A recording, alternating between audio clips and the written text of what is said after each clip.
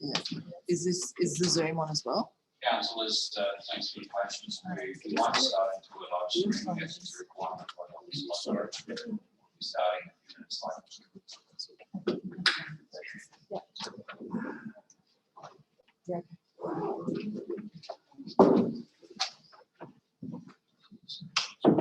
Well, councillors, executive team members and members of the council are also welcome to Vanessa from the NBI.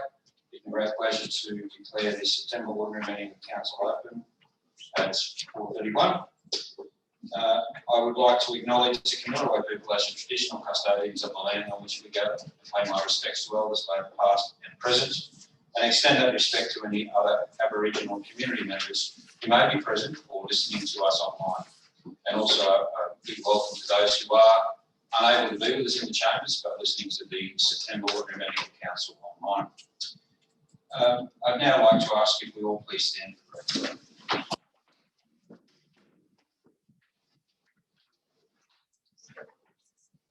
Eternal God, our loving Father, we come to Thee this day in the name of Jesus Christ, who is the lover of our souls and the Saviour of all mankind. May we feel His love and respond to it. May His Spirit shine in lives that are darkened by worry, doubt or fear. Strengthen and guide those who are trying to do what is right. Make it plain to them. Make us more mindful of the needs of our fellow men and less absorbed in the selfish concerns, that Christ may approve and bless what we do here this day. We ask these blessings in His name. Amen. Please be seated.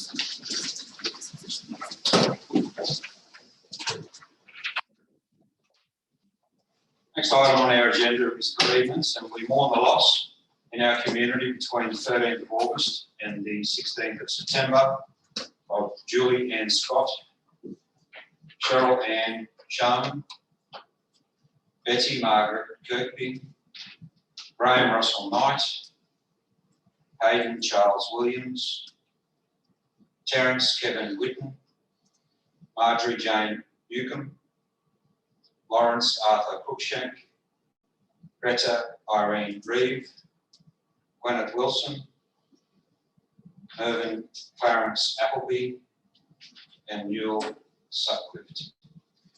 Councillors, those in attendance at today's council meeting, if I could please ask you to stand with me for 1 minute silence as we pay our respects to the deceased and extend our condolences to the family and friends of those deceased.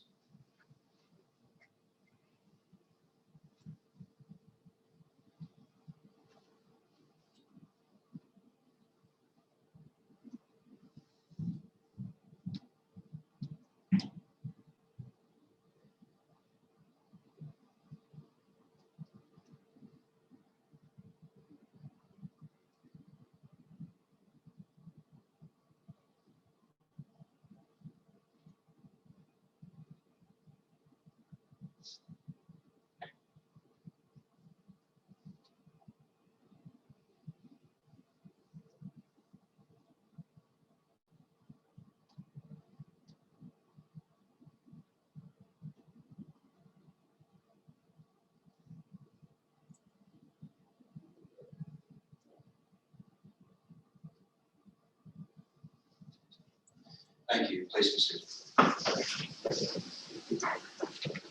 Next item on our agenda is for those who are present and apologies.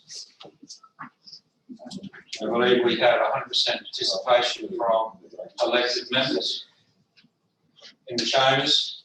The executive team, we have the Chief Financial Officer away. We have the acting in Miss Manning, who is present. There are no requirements for any motions of leave of absence. Next item on the agenda is for the election of Mayor and Deputy Mayor for the ensuing 12 months. At this point, I need to vacate the chair and hand over to the General Manager to run the election.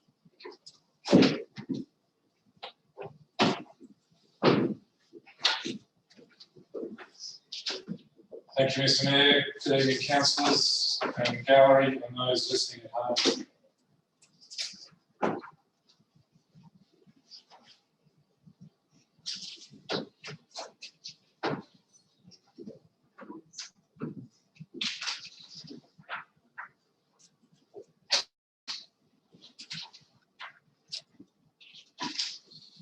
Councillors, at this stage we have one nomination for Mayor in Councillor Jamie Chaffey and two nominations for Deputy Mayor in Councillor Hook and Councillor Fuller. Can I just ask Councillor Chaffey, do you please confirm you accept the nomination? I accept the nomination. Councillor Hook, can I please ask you to confirm your acceptance? I accept the nomination, thank you. And Councillor Fuller, can I ask you I please? accept the nomination, thank you. Thank you. Can I request, are there any further nominations for either position of Mayor or Deputy Mayor? There being no further nominations, I declare, as there is only one nomination for Mayor, Councillor Jamie Chaffey, Mayor for the period to 4th of September 2021.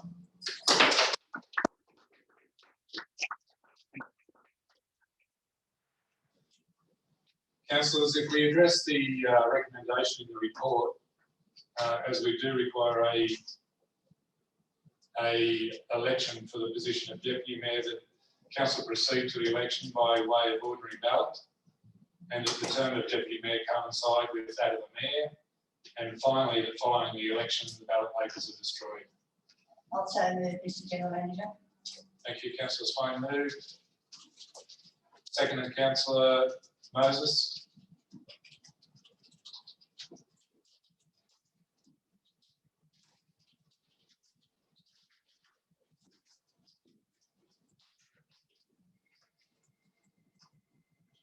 Council, with it being resolved that we move to ordinary ballot, ballot papers will be distributed. The names of those nominated will be written on the ballot paper.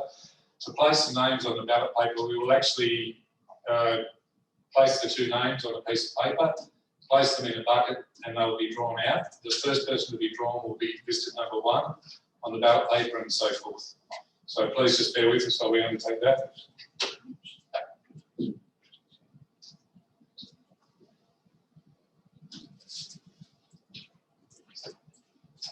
Councillor Fuller is the first drawn and will be listed first, followed by Councillor Hook.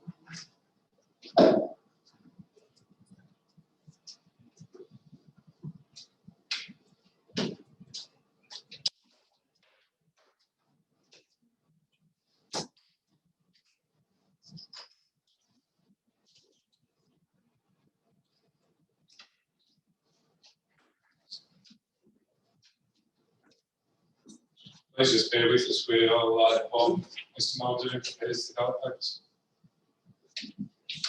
Each of the ballot papers will be initialed by me to ensure that they're correct ballot paper.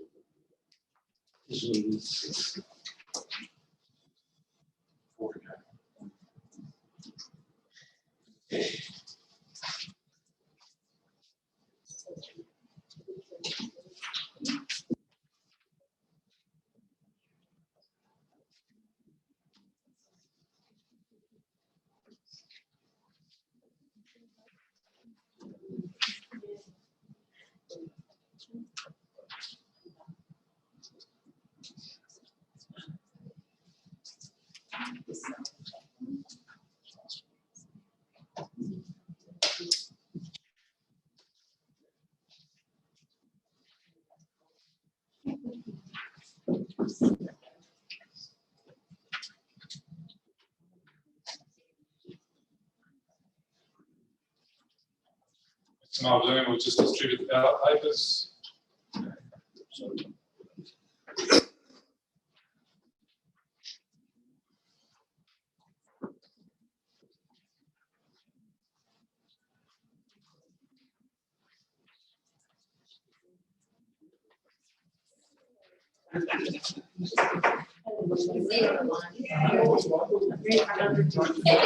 So, councillors, just to confirm, to be a formal ballot paper, you will need to place a cross next to the preferred candidate for the election of deputy mayor.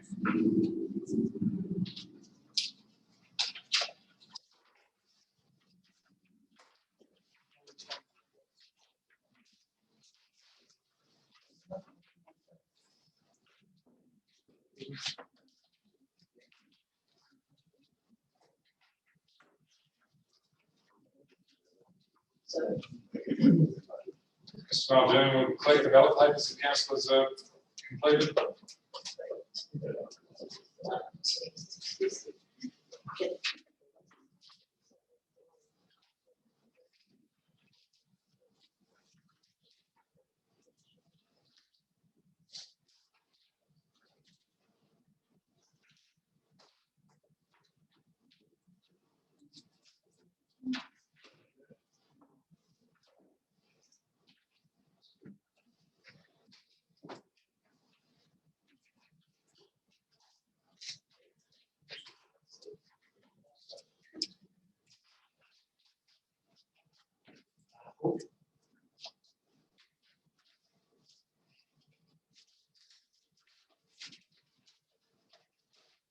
C4.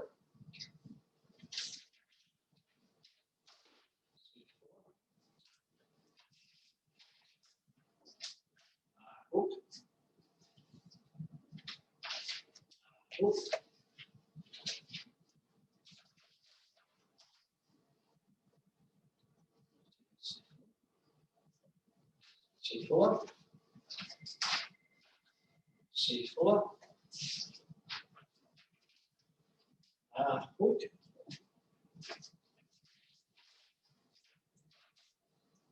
Hook.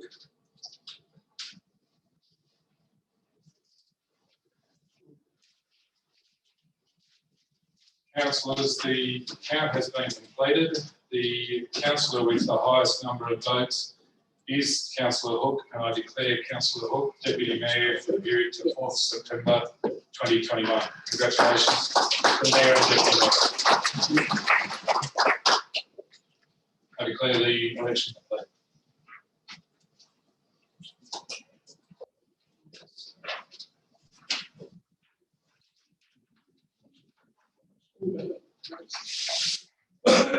Councillors, now that the election is complete, general convention is that we suspend standing orders for 5 minutes, just to take an opportunity to congratulate. So I'd like to call on our elected member to please move the motion. We suspend standing orders for 5. It's moved by Councillor Hook and seconded by Councillor Campbell. On that motion, all in favour? Against? Declare that motion carried. We'll be back in 5 minutes.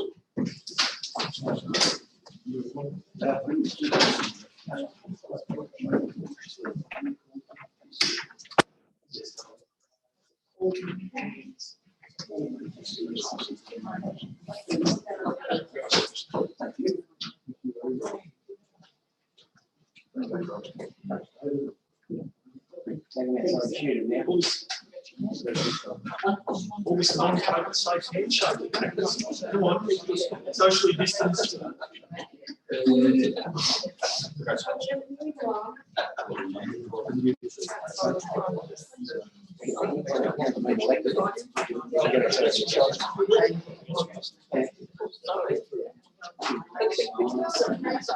sorry.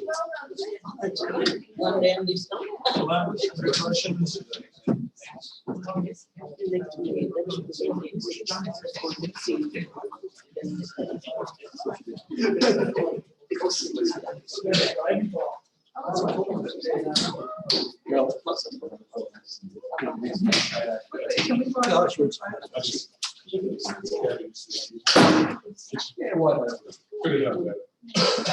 We'll just find somewhere where the sun can get into his eyes. What's that?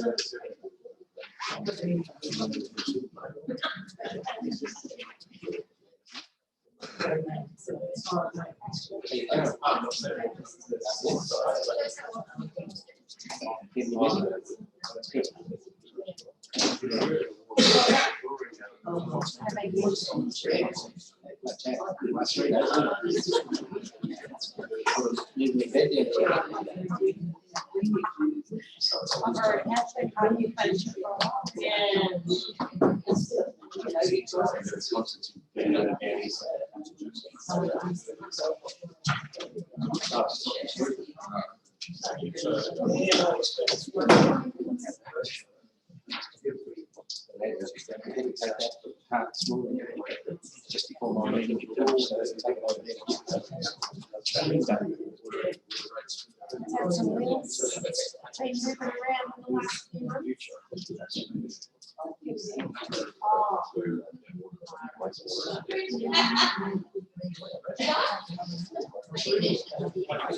Oh, that's all right.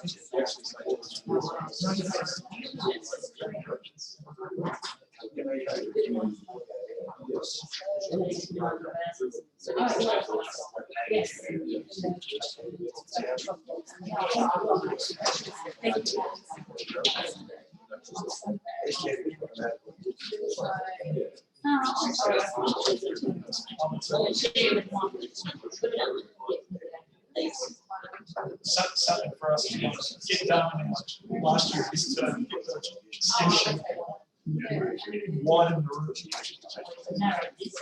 Yeah.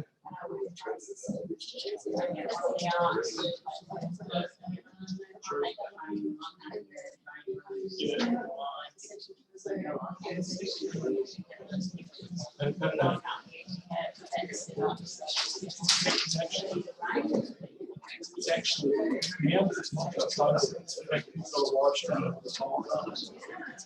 Actually, be worthwhile investing in some capacity.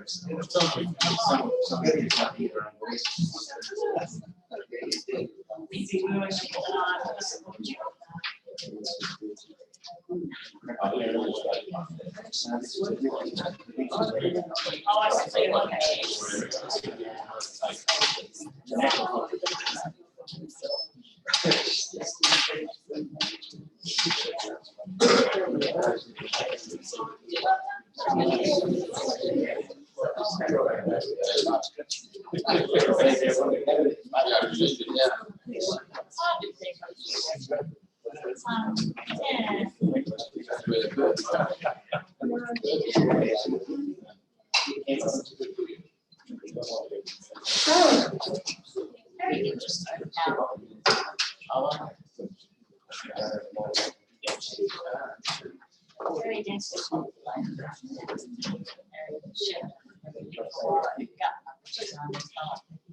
So I think the woman is way, it's more than west.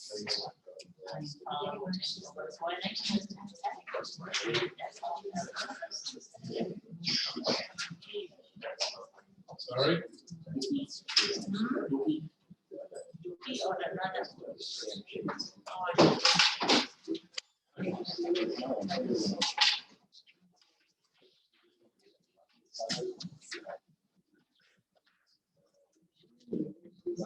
Thank you, councillors, for your indulgence. It's a break. I'll now call for elected members to move the motion and second to come back to stand for. Thank you, councillor Hook, and seconded by councillor Swain.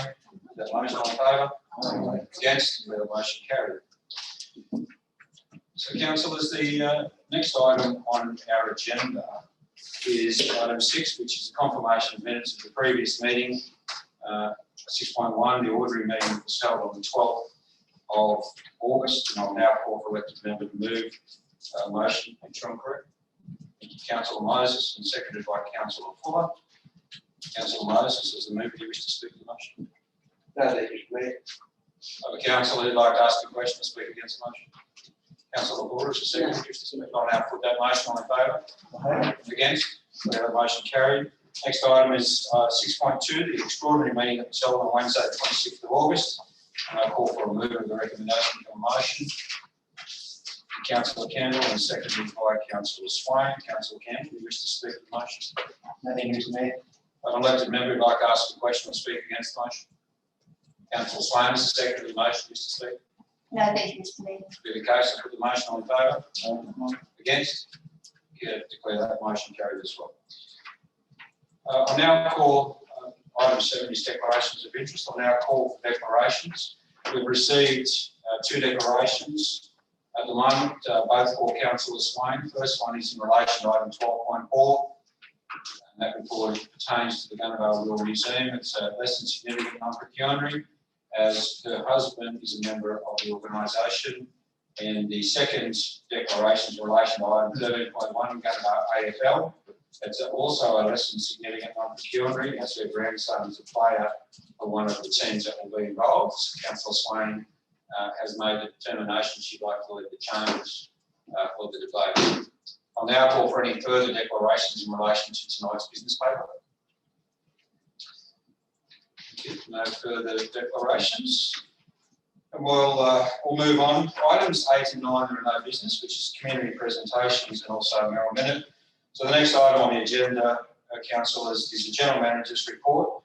It's item 10.1 and it's the 4 years in review. And I'll hand to our General Manager to detail the recommendation before you. Thank you, Mr. Mayor, and through you. Good evening, councillors, gallery, and those listening at home. It gives me great pleasure to bring this report to councillors. It's a report for information. However, I think it's appropriate to congratulate the council on what would have been the end of term at the end of last month on the achievements over the 4-year period. The report details those achievements, and I certainly won't go through the report, but I do want to call out a few highlights. Certainly, the number of projects over the last 4 years, over $173 million worth of major projects there, undertaken by council or commenced. Also, the unfunded priority list.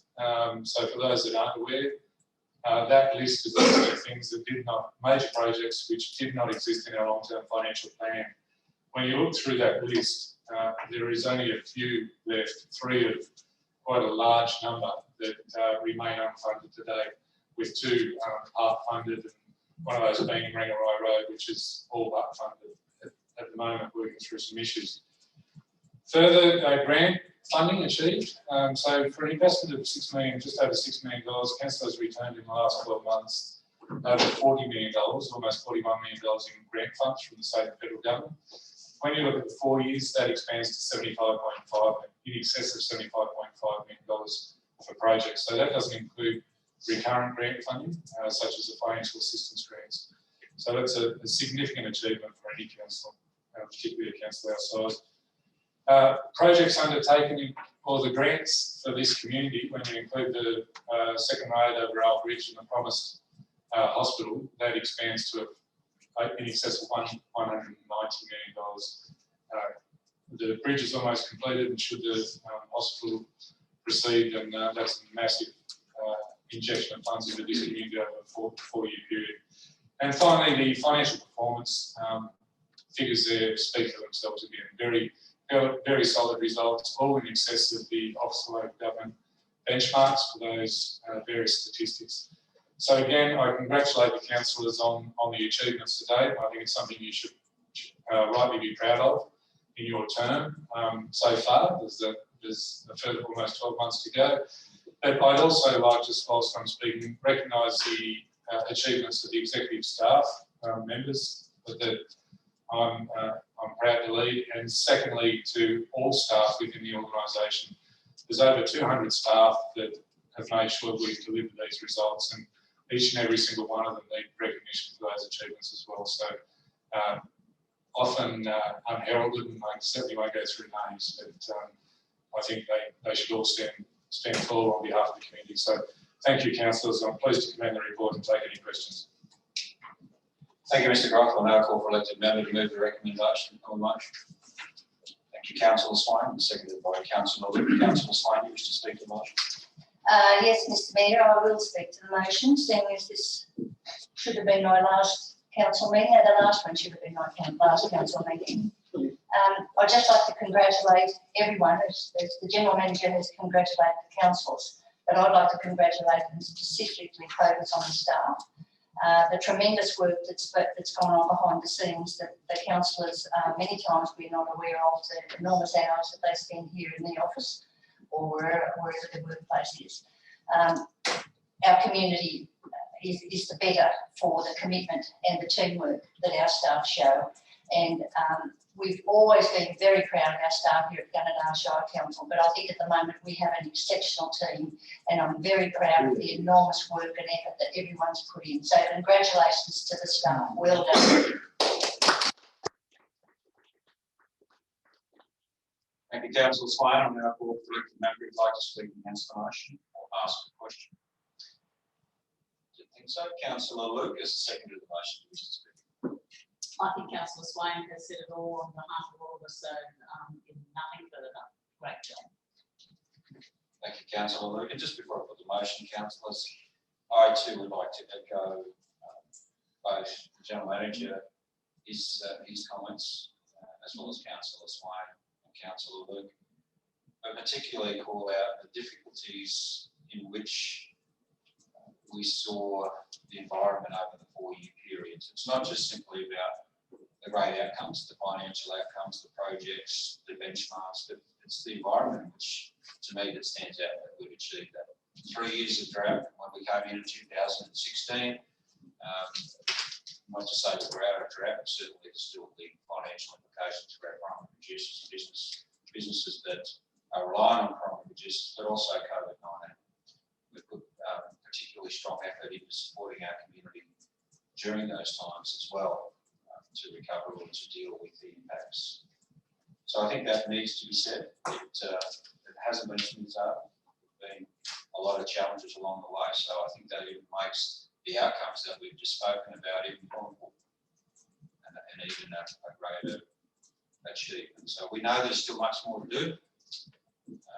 Plenty of challenges on the financial side, as well as work that's not yet completed. So we won't be complacent about that, but it is great to have this report and to celebrate those achievements. In saying that now, councillors, I'd like to put the motion on favour. Against? So that motion carried.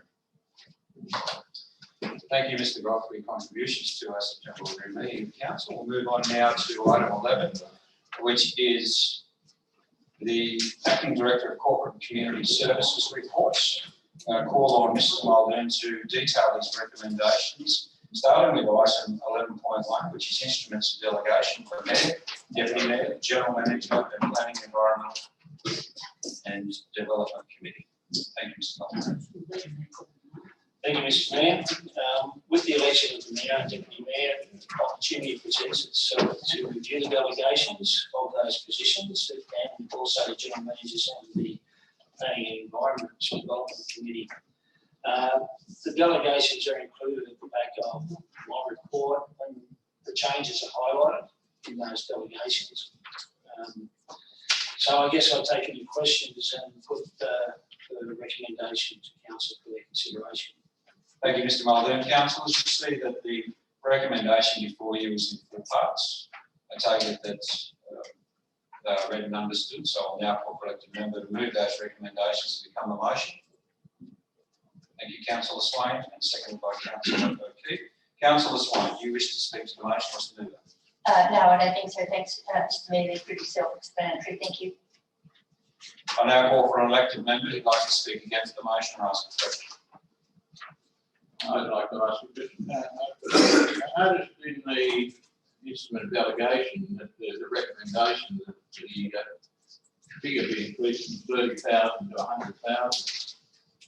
There wasn't any justification for that I could see. Could you explain to me why we would need an increase in delegation from 30,000 to 100,000? Which position?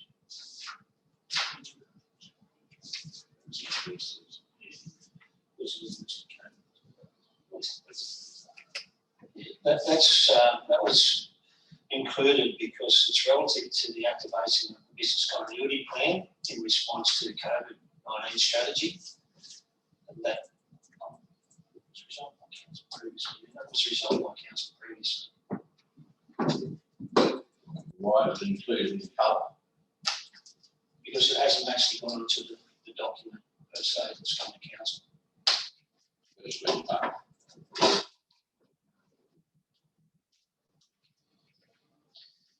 Councillor O'Keefe, as the seconder to the motion, do you wish to speak?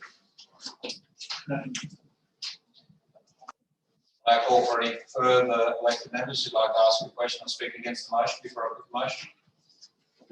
The case, I'll put the motion. All in favour? Against? So the motion carried. Moving on to item 11.2, which is committee, working groups and advisory group structure and delegates and representatives. So this is in relation to our working groups of council. We have a recommendation before us that reads that council renew the appointment of election of councillors as representatives and delegates on an item-by-item basis as per the attached register of council committees, advisory and working groups, and register of delegates and representatives. And I'll hand over to Mr. Muldoon to give further detail to that recommendation before I call for the motion. Thank you, Mr. Mayor. In addition to the recommendation, the words with the following exceptions are included with that recommendation. I've circulated a sheet of paper following the workshop this afternoon that detailed the changes to the register and also the delegates and representatives, which was discussed at that working group. So it's displayed as part of the minutes by Ms. Markey. So I put that recommendation for council's consideration. Thank you, Mr. Muldoon. So, councillors, you'll see the added. You'll have a sheet in front of you, and you'll see the added words on the screen that Mr. Muldoon is suggesting will be added to the recommendation before you. So, as you see on the screen, the first part is exactly as it reads in the business paper, then the table, and then the second part is the addition of the bottom of the screen, the addition of an extra working group being the skills and training. So, councillors, that is the recommendation from the organisation. So I'll now call for a mover. Thank you.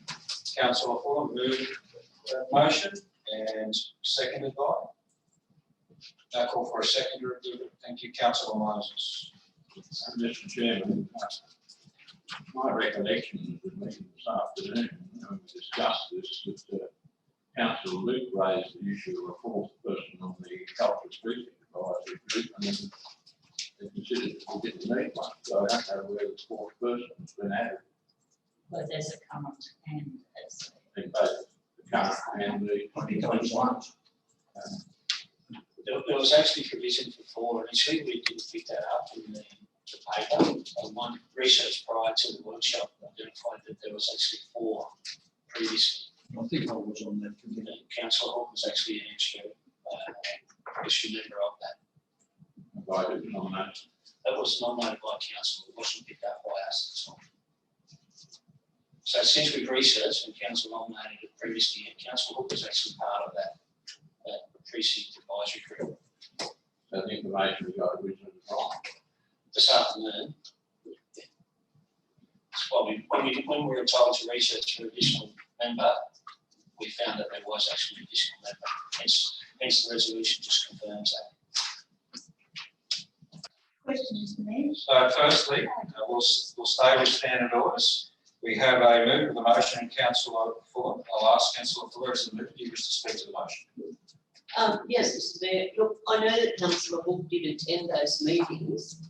I can't swear on that being put forward then at the time because it was a couple of years ago. But I know Councillor Hook did always attend those meetings of the culture president. Just for clarification, we've heard from the officer responsible that there was a recommendation that was adopted by council. Unfortunately, it was missed in the document that we saw this afternoon. I'll now call for elected member who'd like to ask a question or speak against the motion. Councillor Swan. No, I'm not speaking against Mr Mayor, I'm just asking a question. The Showground Working Group, there's no names there as being current members. And in the 2021 members, it just talks about the user group representatives. So I'm not sure what happened there. Did we miss that? Through you, Mr Mayor. The extra inclusion was those members were missed on that paper this afternoon, so we just picked that up and incorporated it to others in the actual document. So if I look at the actual report, it should be this way. Should be through.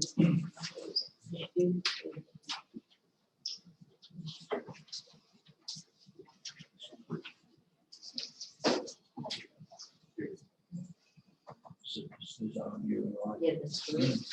Yes, so the actual councillors report has a report as per the circulated version, but the representatives would have felt that this afternoon, that's all.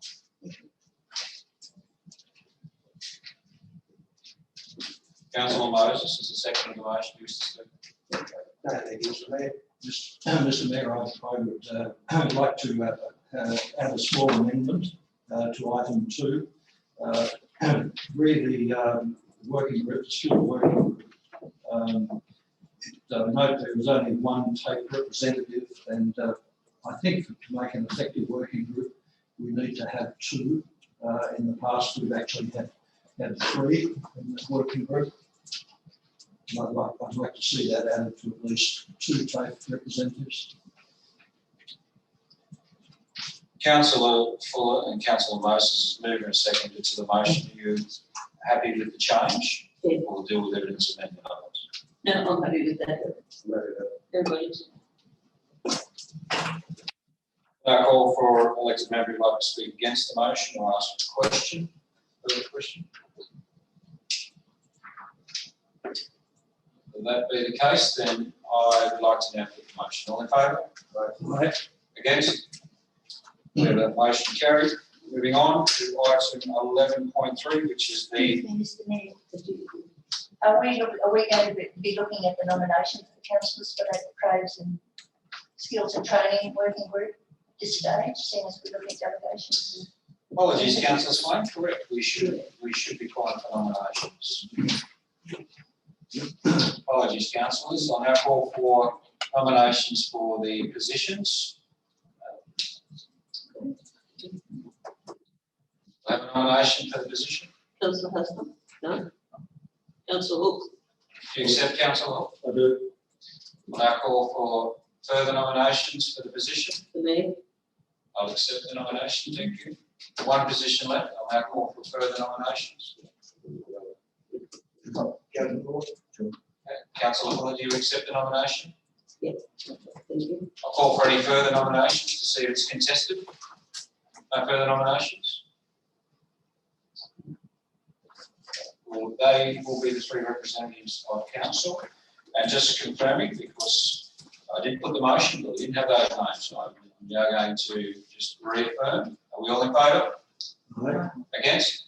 Motion carried. Thank you, councillor Swain. Moving on to item 11.3, which is the 2017-21 delivery program and 2019-20 operational plan progress report as of the 30th of June 2020.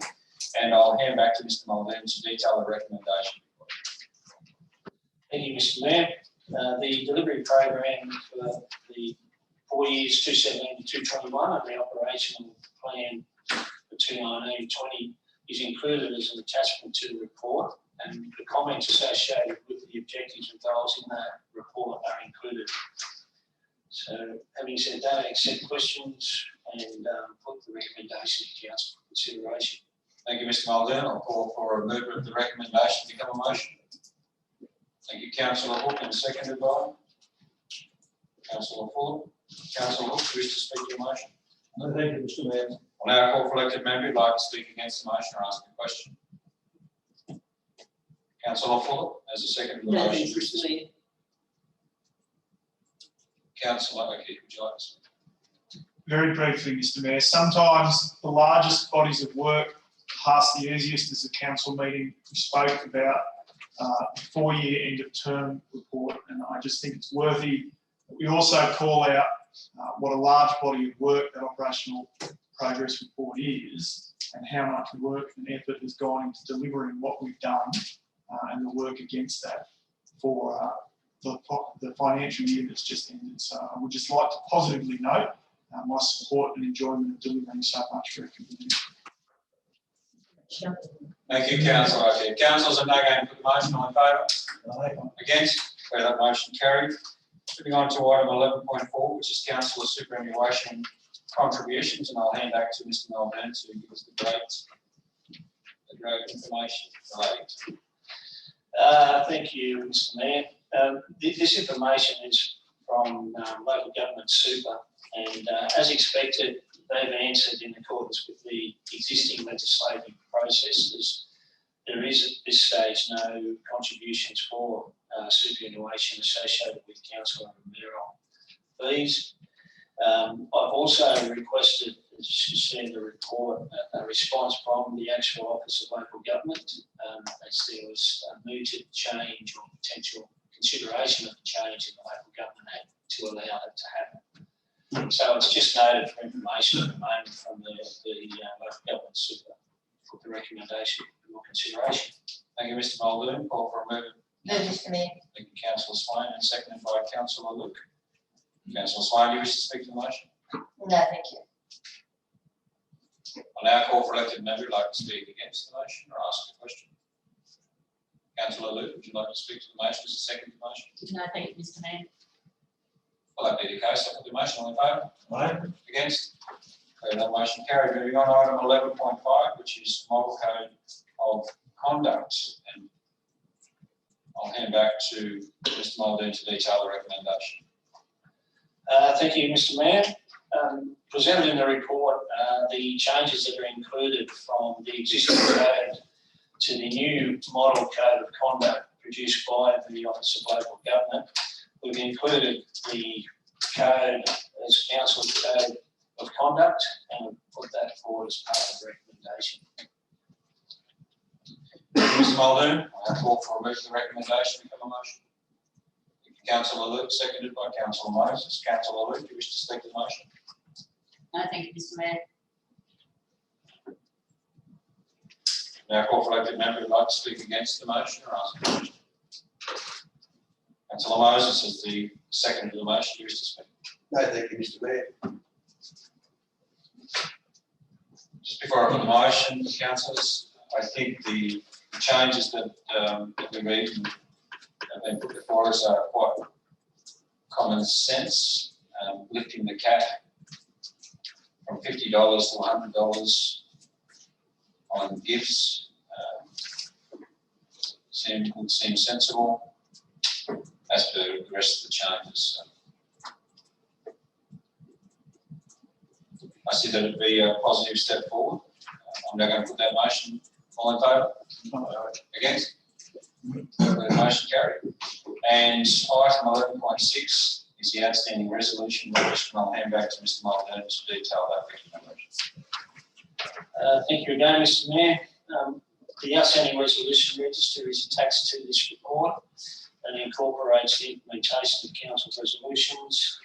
So I put the recommendation for your consideration and start to accept questions. Thank you. Councillor Hassan, would you like to move the motion? I'd move the information received and noted. I do. I would also make comment. I think the staff should be those involved with the 21/04/18 regard to clean up matters, and also 9-08/20 should be congratulated for the work they've done in that regard. We've had a report this week indicating that there's work in progress. There's some education involved in it, I also understand. But I'd also ask, has the Affordable Housing Act been referred to in 2/12/18? Before, I'll just call for a second of the motion, and then we'll ask the relevant director. Thank you, Councillor Swain. And now I'll refer to the relevant director, Mr. Johns, to answer the question. Thanks, Mr. Mayor. Through you. Thanks for the question, Councillor Hasler. We have developed a draft brief that we will intend to refine and put to the market in order to obtain a consultant to that work. So that's been put on my desk this week, so I expect that to be resolved in the very near future. Thank you. Now call for a member who'd like to speak against the motion or ask a question. Thank you, Councillor Wood. Thank you, Mr. Mayor. Just a few questions. I know that we've actually got an additional way of assessing where these motions are at. So we've got progress with respect to percentage of carried through of the various projects, status, been progressing, completed, whatever, and then we've actually got traffic lights. So we've actually got lots of different ways to assess these things. Just a few questions with respect to when I follow down one of the traffic lights. Item 15/07/2020, or in fact, no, that's the start date 4.07/20, with respect to the GoCo fees and charges. So I see it's got a lovely tick, action completed with respect to the status, but progress is only 70%. So I'm presuming that that should be 100%.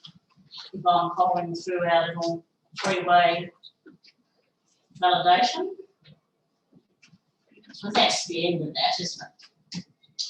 Through you, Mr. Mayor, I'll field that question. Thank you, Councillor Luke, for your question. Yes, it should be 100%. In completing that, I'm sure I slid it to 100%, but I may have fat thumbed it and brought it back to 70%. Thank you for picking that up, Councillor. No, that's quite fine. I'm just getting all excited about these traffic lights. Just another question, if I may, Mr. Mayor. With respect to the conduct of council meetings in villages, code 5.054/20. That is with respect to meetings during this year and the Breezer, because there was a meeting to be held at Breezer. Is that not possible? So that we should put that one to bed and give it a tick? Yeah, through you, Mr. Mayor. Basically, the COVID-19 restrictions have prevented us from pursuing a meeting on the basis that we probably wouldn't. Usually there's a fair turn up from that village. So we've been in consultation with them and told them that, look, at the moment, our plans certainly are resolved to have a meeting there, but we're delaying it or postponing it on the basis of COVID. So we left it in there, and council would have to, I'm not sure what the technical ways, whether they resolve not to have it in the village. The only way I guess to change it. Thank you for that, but maybe we can resolve in some way. More questions? I've been diligent with this one. I'll be told. One more. One more. Jeez. I would like to actually ask the relevant officer with respect to the changing of the memorial pool opening hours on 4.08/20E. With respect to the third of those items, that council staff notifies pool user groups and regular patrons of the changes. Can I ask the officer what methods were actually used to actually do that notification? Thank you, Councillor Luke, for the question. Through you, Mr. Mayor. The user groups were emailed and letters were sent to the user groups. And social media has been used so far. It's the intention of staff to place notices like that in the coming week. Thank you very much, and that is the end of my points. Thank you. Councillor Swain, second to the motion, you wish to speak? Thank you, Mr. Mayor. Now call for any further questions or comments from elected members. In the case, I'd like to put the motion. All in favour? Against? Declare that motion carried. Thank you, Mr. Mulder, for your contribution. Now moving on to item number 12, which is the Director of Planning and Environmental Services reports. And I'll hand to Mr. Johns, starting with his first item, which is 4.1, development application number 2020/041. Thank you. Thanks, Mr. Mayor. Through you, councillors, this report relates to a fairly minor application for the Arunga Preschool in Toulouse. The reason it's before you for determination is because it's a council-owned premises. Thank you, Mr. Johns. Our call for elected member. Thank you, Councillor Swain, and seconded by Councillor Fuller. Councillor Swain, do you wish to speak as the move of the motion? No, I don't think you, Mr. Mayor, just that it's improving access for the litters out there at the Arunga Preschool at Toulouse. Great opportunity to improve it. Thank you. I'll now call for elected member who'd like to speak against the motion or ask a question. Councillor Fuller is the second to the motion. No, thanks, Mr. Mayor. Just before I put this motion, councillors, I had the great joy of going to Arunga in Toulouse about a month ago on behalf of, in collaboration with council, on behalf of our federal member, to make the announcement of significant funds to see a new toilet block put there. But I must say, when I stood the old block that lent on such a large angle, I was quite concerned about the conditions, so I can't wait for this actually to be built. And I think it's a great thing. So in saying that, councillors, I now like to put the motion on favour. Against? Declare that motion carried. Moving on to item 12.2, which is alcohol-free zones. I'll hand back to Mr. Johns to detail the recommendation for it. Thanks, Mr. Mayor. This report relates to a request from the Liquor Report, the Gunnedah Liquor Report, to allow exemptions in certain circumstances to the current prohibition of alcohol on footpath. So essentially, what the report outlines is that we allow alcohol in designated areas, subject to approvals under the Roads Act and the Local Government Act being enforced. We have consulted with the police. The police are quite supportive of the proposal. They're very aware of the pressure that licensed premises are under due to COVID. They have said that they want social impact assessments done. So it's not social impact, not the right word. Community impact assessment, sorry. And we have undertaken to, well, we haven't spoken to the Liquor Report yet, but we're happy to provide some assistance to them in order to ensure that they can comply with that. So all in all, that's the main change. There's no proposal to change any of the existing areas, just allowing some exemptions in certain circumstances. Thank you, Mr. Johns. I'll call for elected member to move. Thank you, Councillor Fuller has moved the motion, and Councillor Hook has seconded the motion. Councillor Fuller, do you wish to speak on the motion? I'd just like to congratulate the staff on the work that went into it, as well as the Liquor Report. I know that the hotels and those areas will appreciate this because they've suffered under the COVID. So I congratulate everybody that's been involved. Also to Mrs. Hilton as well. I know that she's been involved heavily too. So thank you to all of you. Thank you. I'd like to call an elected member who'd like to speak against the motion or ask a question. Councillor Hook was the second of the motion. You wish to speak? Thank you, Mr. Mayor. I'd just like to support what Councillor Fuller had to say. I think it's a great initiative under the current COVID situations. Anything that we can do in this community to promote economic health and well-being is well received. I think it's a great initiative. Thank you. In saying that, councillors, and now I'd like to put the motion. All in favour? Against? Okay, that carried. Thank you. Moving on, item 12.3, financial contributions. for Yolandi Home for the Aged is our next item on the agenda, councillors. You have a recommendation for you. That is in 3 parts, and I'll hand back to Mr. Johns to detail that recommendation. Thanks, Mr. Mayor. Councillors, as you would have read in the report, this report seeks continuation of the council supporting the Yolandi Home for the Aged.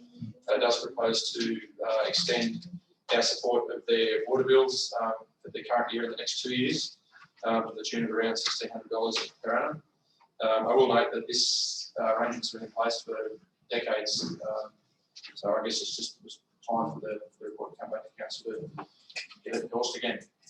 Thank you, Mr. Johns. I now call for elected member. Thank you, Councillor Hasler has moved the motion and seconded by Councillor Moses. Councillor Hasler, do you wish to speak to the motion? No, I think just been explained, and it certainly is in the report, the long support we've given to this very important organisation, predominantly women looking after men, other interesting, and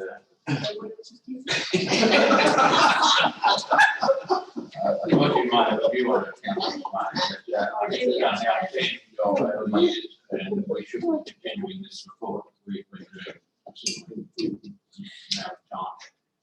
Thank you, Councillor Hasler. I now call for elected member who'd like to speak against the motion or ask a question. Councillor Moses is the second. Apologies, Councillor Campbell, you have a question? May I ask a question, please, Mr. Mayor? In item 1, should that be an annual contribution of 1,600? And also on the last one, 2021-21, that's probably a typo.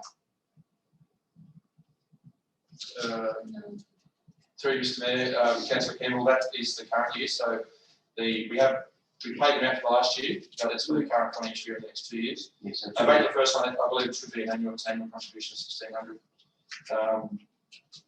the bottom line should be 2021-22. I'm sorry. Third one, item 1. 2021.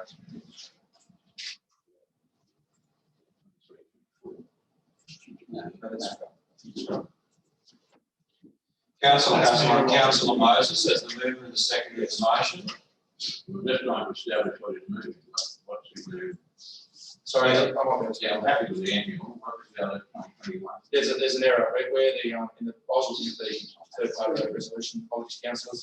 The third line of point 1 of the resolution had 2021-21. Thank you.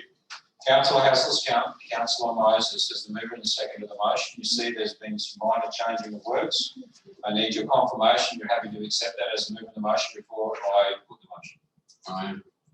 Yeah. Yes, I am. Thank you. So, in saying that, councillors, I now like to put the motion. All in favour? No. Against? Declare the motion carried. The next item, we have a declaration from Councillor Swain, and I believe Councillor Swain will be leaving the chambers for the debate and determination.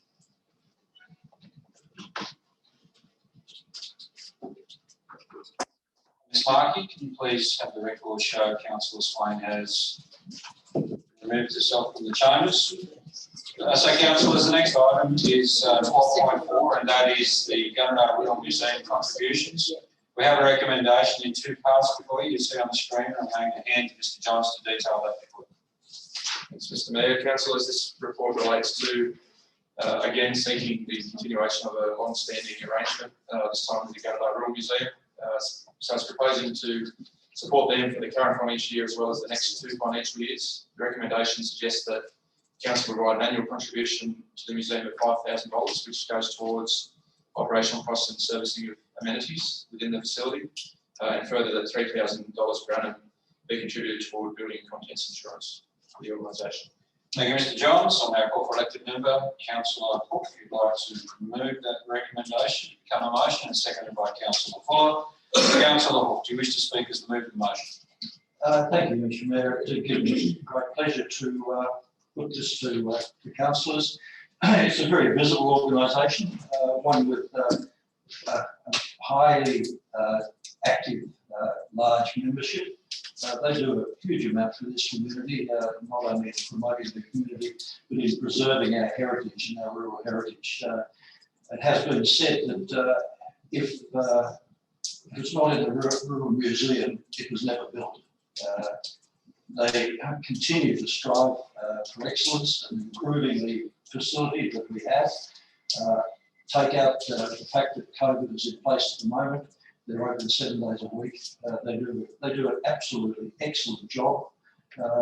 They basically own and operate and maintain their own buildings within the council precinct. And I think also that they are an umbrella organisation for the men's shed. So on an annual basis, and dollar to dollar return, I think it's a very, very well organisation that we should support. So I recommend it to other councillors. Thank you, councillor. I'll now call for elected member who'd like to speak against the motion or ask a question. Councillor Fuller is the second of the motion used to speak. All I'd like to say is that I congratulate the men's shed out there, the work they do. From another side of it, council will probably be there one day and I'll come and support them if they're there. So, but they do an excellent job. Thank you. It's going to come away. Congratulations to them for what they do. Thank you, councillor Fuller. Councillors, I'm now going to put that motion all in favour. Aye. Against? Declare the motion carried. We'll now ask councillor Swain to please return to the chambers.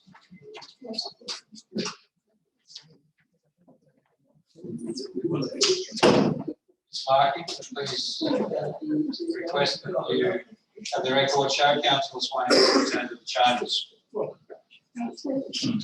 Councillors, will now move on to the next item, and that is item 12.5, electronic event signs. We have a recommendation from council that is in 3 parts. You see before you, I'm going to now call on Mr. Johns to detail the recommendation. Thanks, Mr. Mayor. Through you, councillors. We've discussed this topic, I guess, ad nauseum, a number of workshops.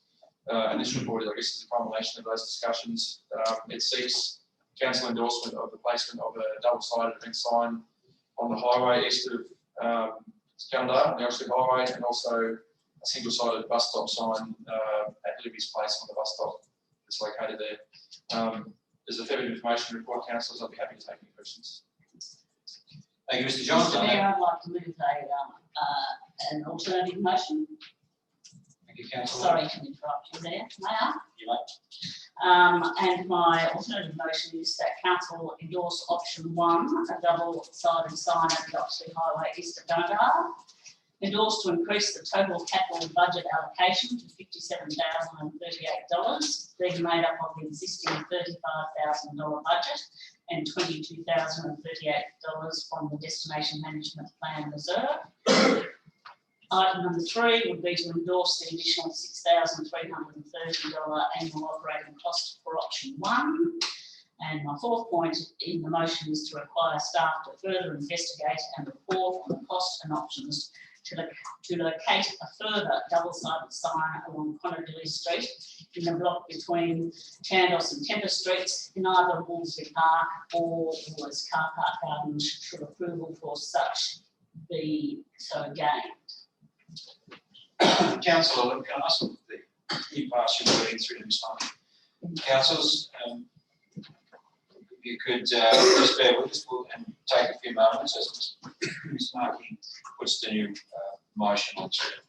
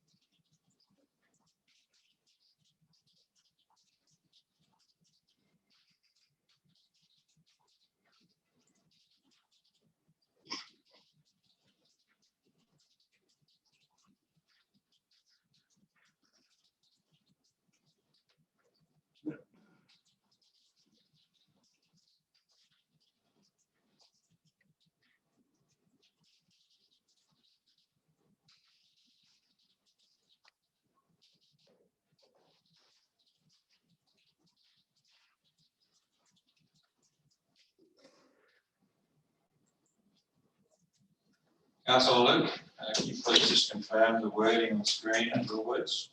They are, thank you. Now call for a seconder to the motion, C. I'm happy to second that. Thank you, Councillor Hasler.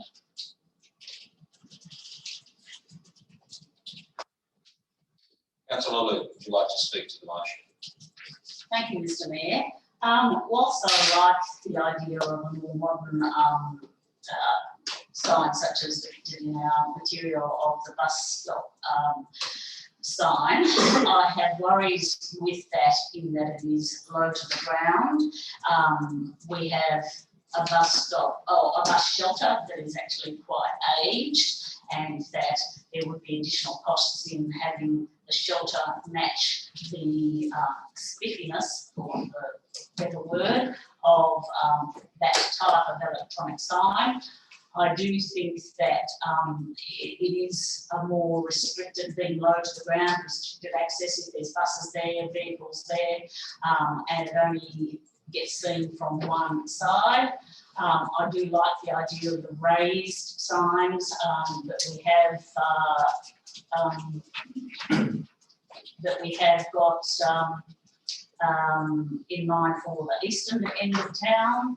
So I do think that whilst we have ad nauseum discussed these signs, I would like to continue with the ad nauseum to further investigate, because I don't think we've got a perfect option as yet. So I think this way we've got one up and running and some options to follow through with another one.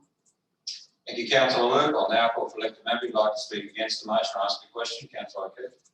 Thank you, Mr. Mayor. I'm going to speak against the motion.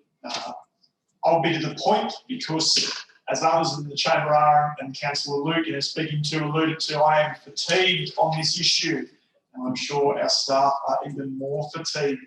My objection is specifically around point number 4, and my objection is thus: we have received 4 reports on that exact matter, and they have all drawn the same conclusion. There is not a good option, a good location, a double-sided sign on the block in front of Libby's Place or the space next to Libby's Place in Wolseley Oval. You know, to be blunt, we are seeking to direct staff to continue to redo the same work numerous times to satisfy our opinions of what should happen with regards to electronic event signs. I'm not completely absolving myself of guilt of doing that. We have done so 3 times already. Three times already. Sought a review of the same information and report on this topic. We need to make a decision and move on, rather than continue to ask for another report to tell us the same information once again, that that's not a good location for a variety of reasons of such a sign. Whilst I would have rather supported the original recommendation, so option 2 in the report before us, I would, in the interest of making a decision and moving on, support Councillor Luke's motion if point 4 was deleted. Thank you, Councillor O'Keefe. I'll now call for Councillor Hasler as the second of the motion. Do you wish to speak to the motion? Yes, I do, Mr. Chairman. I hope that I don't fatigue Councillor O'Keefe any further, but I think the role of the council is to make a decision, an appropriate decision based on their experience, etc. The concept of the fact that we've had 4 reports is irrespective as far as I'm concerned. We want a report which reflects what we've been asking the officers to provide. Our role is to ask staff for that advice. We don't necessarily have to accept it, just the same as this afternoon we received and discussed the report from a consultant. We can accept all of the consultant's recommendations, we can accept some of them, or we can accept none of them. And that's the decision that the council can make. So asking for advice and getting advice which we don't like, and then asking for further advice, give us further advice is not a problem from my perspective.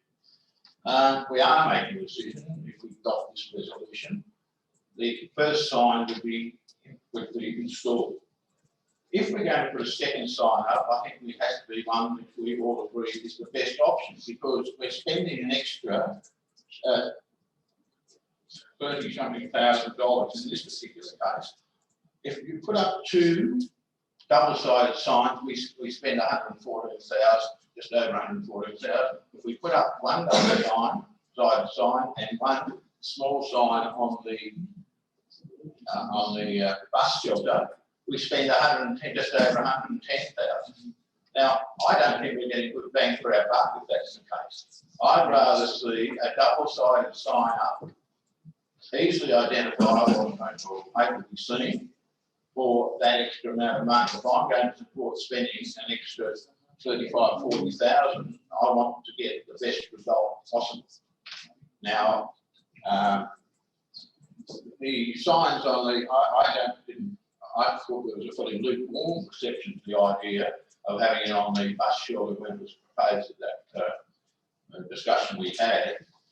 Might work very well in the city where there's thousands of buses going past and pedestrians walking past all the time, but I don't see any reason why we're only putting up a single-sided sign 30 layers of ground in that street when the traffic goes both ways.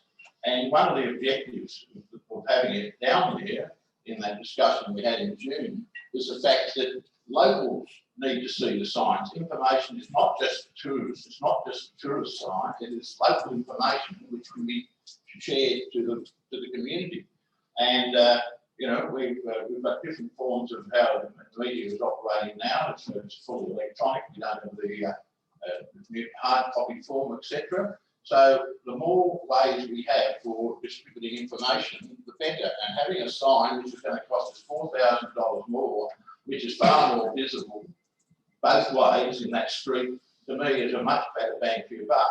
So what we're saying here, if we adopt this motion, is that let's get the first sign underway and let's look at a site for the second sign, a site which would be, and I can't for the life of me understand why a sign on the western end of the Wolseley Park on Continental Street, 10th Street corner wouldn't be a good site. But I agree with the fact that the suggestion here, if it was over in the car park, Woolwich car park, if we could get permission to do that. Now that we'll soon find that out, the owners of the property, but I would say they're interested or not interested, so that either be in or out, or otherwise we revert to the park site. So I believe this is making a decision and it's giving us the best bang for the buck, and we've ended up with 2 double-sided signs very visible to this community, both passing traffic through the town as well as our local traffic, which will be using the overpass, the bridge overpass, on a very regular basis down very soon. And we'll have that traffic flow coming down over the bridge into Collingwood Street and past the sign. Thank you, Councillor Haslett. We've had 2 for, 1 against. I'll now call for elected member who'd like to speak against the motion. Ask a question. Councillor Yes, Swan. I'd like to put a further amendment, Mr Mayor. We have the word, please. Yes, it encompasses all the councillor Lucas CD in 1, 2, 3, but deleting item 4. I'll now call for a seconder to the amendment, seconded by Councillor O'Keefe. We'll now deal with the amendment. As we have a seconder, Councillor Swain, who wishes to speak to the amendment. Yes, Mr Mayor. I, like Councillor O'Keefe, am fed up with going over and over and over the same thing. We've had ample opportunity to speak about this. The staff have done an enormous job, enormous amount of work, but also they have the skills to know what they're looking for. I can't see any point in going over it again. I'm happy. Point 1, 2, 3. I would have liked to have had another sign there, but I think this gives us an opportunity to just consider. But I think that specifically saying where we want another sign when it's been told quite clearly to us that it's not the appropriate place, I don't think it's right to have it in the motion. So I'm happy to move this. Thank you. I'll now call for elected member who'd like to speak against the amendment. Councillor Luke. Thank you, Mr Mayor. I believe, but this is the amendment that I'm actually speaking. But yeah, so with respect to the amendment, I would argue against, is that right? Yeah. I would argue against the ideas that Councillor Swain has put forward, in that we are not with, by including item 4, saying that we are going to have another sign. I would actually like to keep the door open on having a further sign. It doesn't mean that we are going to get another sign. We'll still have to investigate that and the cost of it. So I would be arguing against the amendment. Thank you, Councillor Luke. Councillor O'Keefe has a second to the amendment. You bet I would, Mr. Mayor. Let's be really clear, because we're muddying the waters about what's going on here. We've had 4 reports put to us that clearly articulate options for where signs could go. Clearly articulate options and give logic about what the best, in the opinion of staff, what the best options for where signs could be, but still cost and explain the other options. Some of my fellow councillors have clearly articulated what are probably very good reasons why an option different to the original officer's recommendation could be chosen. And that's okay. If we want to move a motion to do something different to the officer's recommendation, that's okay. If we want to debate placing a sign in one of the other locations, that's okay. But to ask for report number 5 on the exact same information, on the exact same question that we've asked for 4 times, is a waste of resources and a waste of time. If we want to make a decision that steps out and is different from that of the staff recommendation, that's okay. We've done that before, we've done it numerous times. Happy to have that debate, happy to support it. But to keep asking the same question because we didn't like the answer is wearing very thin, in my opinion. We should make a decision. I'm happy to support a decision such as Councillor Swain's amendment, which is, let's get option 1 moving. There's no disagreement in the chamber over option 1. And we can always go back and look at the last 4 reports we've got and have another debate about where the signs should go. It's been clear the 4 years of this council, since the issues come up, that there are differences of opinion, but the advice from the staff has been consistent. So if we want to do something different, we should resolve to do it, not ask once again the very same question. Thank you, Councillor O'Keefe. I'm now going to add 2 for, 1 against. I'll now call collective member who'd like to speak against the amendment. Councillor. Yes, I would, Mr. Chairman. Once again, I would take issue with Councillor O'Keefe. The idea of asking for a further report is time consuming, but it is necessary to get an outcome which is acceptable. In this particular case, what hasn't been provided is an option of a second double-sided sign. We look down at the list of options provided here. They're all one double-sided sign, which is the one on the eastern side of town, all the rest are single options. What we're asking for is for a double-sided sign, which, if I repeat, if one is worth $57,038, I presume 2 is going to be worth $114,076. And that is just over 4,000 more than the second sign we've been recommended, which is only a one-sided sign. So I have no hesitation in asking staff to come back with another alternative. If this amendment gets up, I'm fine with that, because I argue originally against spending money over the budgetary allocation. So that would fit in with that argument, it's fine. We would get 1 sign. At one stage, you were arguing for 3 signs. So I find it difficult to understand why you wouldn't now support a motion which will give at least 2 signs and not be both double-sided signs. So on that basis, well and good, if the fence gets up, I'll be happy. But probably if the information gets up, I think I'll be slightly happier, although, as I've said before, I don't usually recommend motions that are not funded specifically and having to use funds from the general fund. Thank you, Councillor Haslam. Councillor Swain, as the mover of the amendment, would you like to write a reply? Mr Mayor, I don't think there's anything further I can add. Thank you. Councillors, I'm now going to put the amendment. All in favour of the amendment? By show of hands, please. Declare the amendment defeated. We now go back to the motion in four parts. You see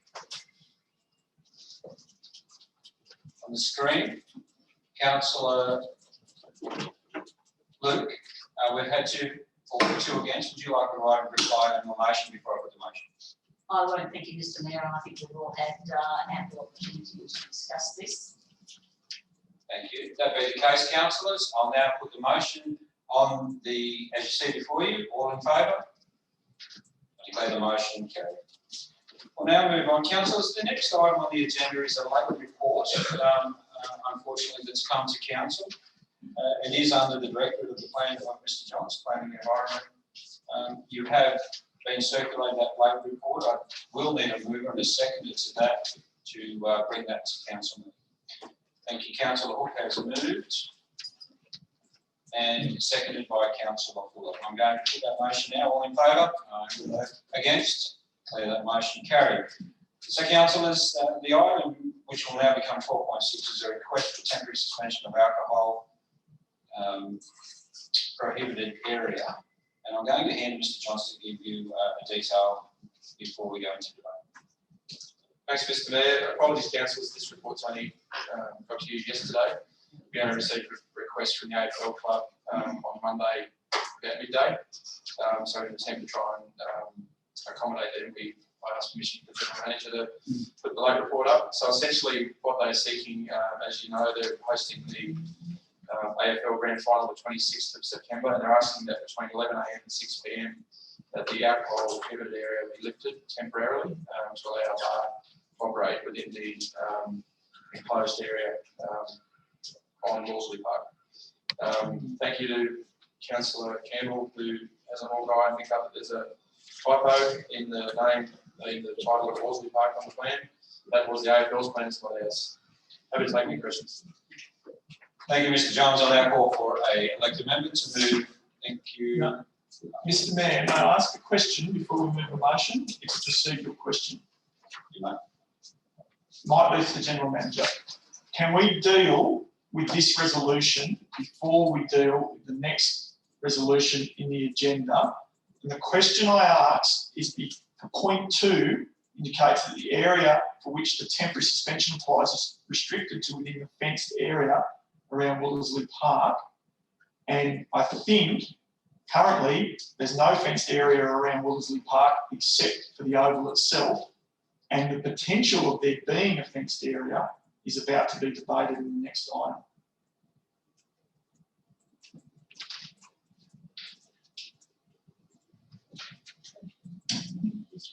Thank you, Councillor O'Keefe, through Mr Mayor. Councillors, I guess it's your call. I guess in dealing with this motion, what would be assumed, what I would suggest you assume is if the fencing goes ahead and it's within the fenced area. If not, if the fencing isn't supported at the item in Mr Bartlett's report, we would need to come back and address how we deal with the point 2 in this motion. So it may be that you deal with this item and then come back and address it if there is no fencing provided, or you may in fact require the fencing to be provided by the owner at their cost. Is another option. So there's a number of options there, but I would suggest it can be dealt with. As part of this discussion, Mr Mayor, I probably should be leading the room if it's to do with that item that I was declaring interest in. It's messy, doesn't it? It does. Mr Mayor, I thank the Ms Markey, please have the record show councillors find it great interest in this item before we have started to discuss or debate. That also will need to be added to the declaration register as well. I also believe that we should be able to determine this because we don't know if the AFL aren't successful with support from council, that they won't go ahead and invest themselves. So think this item should be dealt with. So in saying that, councillors, I am now going to request an elected member with the motion is set before you, in by Senior Councillor Fuller and seconded by Councillor Keith. Councillor Fuller, would you like to speak to the motion as written? Mr Mayor, I think that common sense prevails here. I'm sure with the instructions from our manager that will happen. I just think we should be going ahead. We need to get this done. We want to have this here. We don't want to lose it to Cheltenham. This event is really, really important. And common sense will prevail that they will do the right thing that they've done, and that is up to us then to police and make sure they do. Thank you. Question. The next item, and I'm reading correctly, it says in terms of backgrounds, it's the club has now received exemption from the New South Wales government and will no longer need the fencing. So fencing, they don't need the fencing now to contain their crowd, but they would need fencing for this alcohol group. Which one we install is normal. Council has a right to answer that question. Get through Mr Mayor, the Gunnedah Bulldogs Football Club, or Australian Rules Football Club, had received advice that they would be provided with an exemption. However, the work that they've recently undertaken with New South Wales health officials indicates that they need a major event COVID safety plan. And as part of the requirements of implementing that plan, they would be able to control the maximum number of attendees of the event, which is the reason why they require the fence.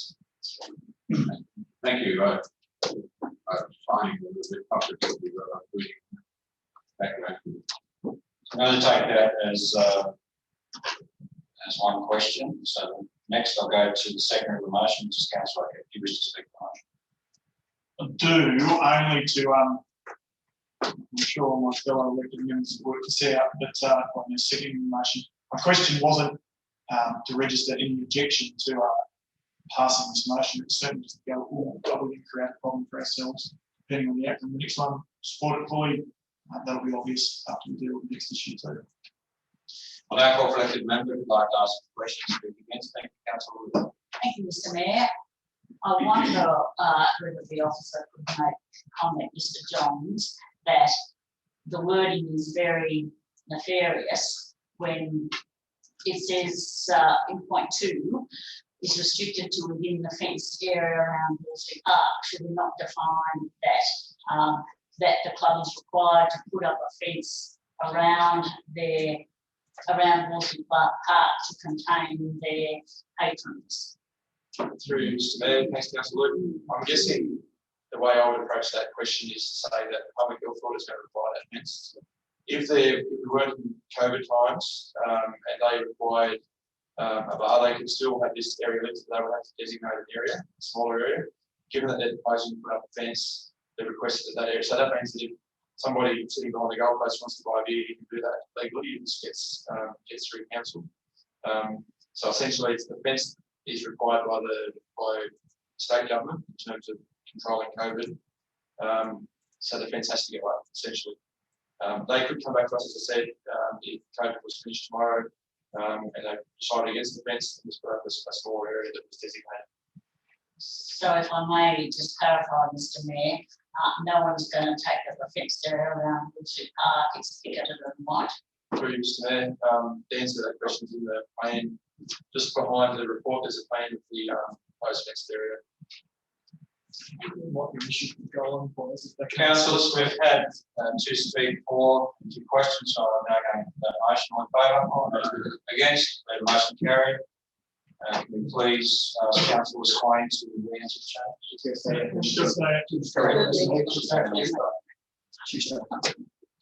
Thank you, Mr Johns, for your contributions to this ordinary meeting.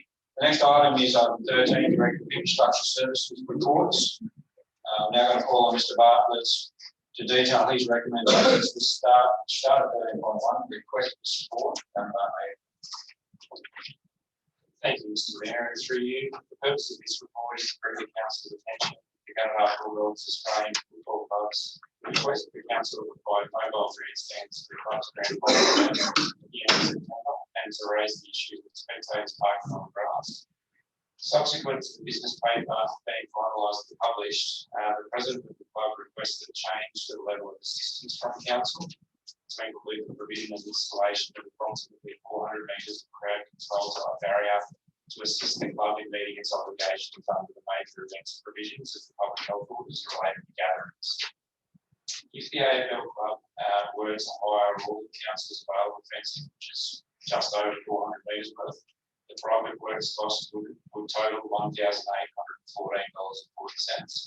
This includes all clean and labour costs from installed fence. Should councillors wish for this to occur or be subsidised, the motion will be required to amend the officer's recommendation. Thank you, Mr. Bartlett. Now call for elected members. Mr. Mayor, can I move following, and my sincere apologies, Ms. Markey, I haven't pre-prepared this. Okay. We're swapping roles, I think, Mr. Mayor. With your indulgence, I do have an alternate motion, which Ms. Markey is, I think, typing out.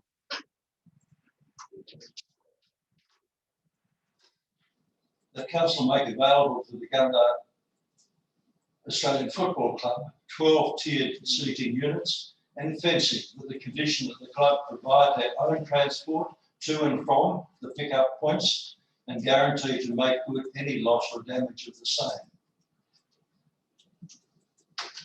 Thank you, Councillor Hook. I call for a second to the motion. Councillor Fuller. Councillor Hook, you wish to speak to the motion. Mr. Mayor, thank you very much. Look, it is reluctant that I actually put this motion because I can see where the football club is coming from. I don't think they have a huge amount of money. It is an event that attracts a certain amount of funds into this shire, as we've been alluded to earlier on. However, I don't like to see precedences taking place, number one. And last minute calls on funding from sporting organisations don't sit well with me. I think the club probably knew the event was coming up well before this application came before us.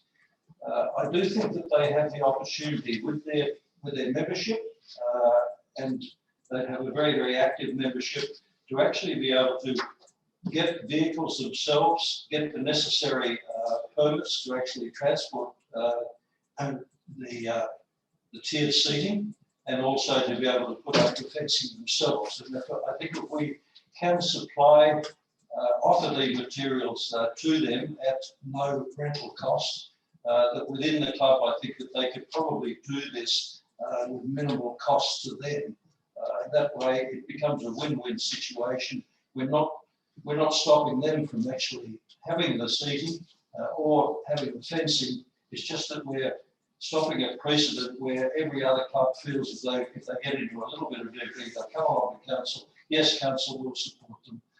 I know that this COVID situation, it's a little bit different, it's special, but nevertheless, I think we've got to stop at some stage, and I would recommend that councillors seriously consider this motion. Thank you. Yeah, Councillor Hook, I now call for elected member who'd like to speak against the motion or ask a question. Chairman, I'd like to ask a question before I speak. Perhaps questions to Mr. Bartlett and also to the mover. The mover, you're asking that they only provide their own transport, that is vehicle, I understand, by transport. What about the work required in loading and unloading them? Are we talking about the total cost of transportation? And secondly, I mean, how do you anticipate that there should be a guarantee made for the loss of damage? And to Mr. Bartlett, I mean, I read in your report how, as it says, the grandstands were slightly damaged during transportation last year, as they are not completely mobile. I mean, What do you mean not completely mobile? I mean, I would have thought things were either mobile and designed to be exactly that or not. And if not, I think when we come to the later motion of talking about getting some more grandstands, we've got to make sure we get them mobile in the future. Thank you, Councillor Hasler, for the question, and through you, Mr. Mayor. In relation to the question about the grandstands being mobile, the best way to think of those grandstands is that they're mobile within the site that they are located on. So moving them around a site like the showground is not a problem. However, loading them onto a truck and relocating them from one location to another is not ideal. They are very large units and they do require oversize and over-dimension permits to transport. Mr. Mayor, if I may respond to the question that Councillor Hasler directed towards me. The club president has indicated through a text message through Councillor Fuller that the club has the capacity to be able to move those grandstands themselves, those tiered seating themselves. And I would assume that they would possibly find someone who's got a telehandler or something like that to be able to lift them onto trucks. There was also someone who has indicated to me that they might be able to supply a semi-trailer for them to be able to move it. So it's up to them whether they want to then sublease out that works or whether they just do it through a complete volunteer capacity. As far as guaranteeing that damage or loss is made good, I really think it's up to them to look at their insurer or know that they can underwrite it out of the club reserves. That is something I can't really answer. Councillor Fuller, is the second of the motion. Do you wish to speak? No, thanks, Mr. Mayor. I think we've had a fair bit of debate on, but I'd hate to see Gunnedah lose this one because it's a very, very good thing for Gunnedah and has been in the last few weeks supporting our community and drawn a fair bit of money into Gunnedah. Thank you. And I think I believe it's about 94,000 that this event can bring into our community. So don't let's lose something that's good for Gunnedah. I'll now call for elected member who'd like to speak against the motion or ask a question. I'll ask a question of the General Manager in relation to the point that had been asked when it comes to a guarantee of making good of any loss or damage, but also the third point of where council may be positioned if there is a personal injury related to a non-employee of council in any of these actions. Thank you, Mr. Mayor, and through you, I guess the two concerns I would have are those that you've identified. First being how it would affect any sort of guarantee. So even if the club has insurance and so forth, that's insurance that they can claim on. It's not insurance that we can claim on. So we would still need to recover through civil action or some other sort of recovery of the costs from the club. The second matter, which isn't, unless you have a legally binding agreement with them, which would still need to be pursued contractually, then that's not a simple matter. Secondly, I guess the concern around liability is a genuine one, in my opinion. So it's not only the erection of dealing with council's equipment by the volunteers and so forth, but if the equipment is not correctly installed or put in place, and there's an injury to a member of the public or someone participating, I would have concern about whether council could be conjoined in any action resulting from that.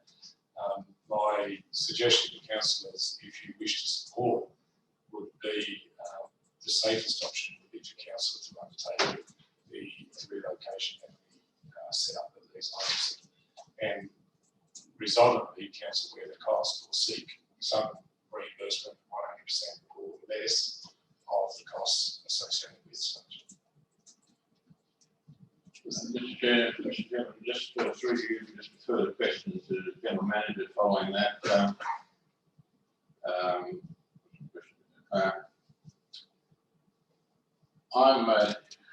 I'm tempted myself to support this on a one-off basis, but if you just confirm on yourself, Mr. Bartlett, that this happened last year as well, didn't it? And I believe COVID is, but where could we fund this from?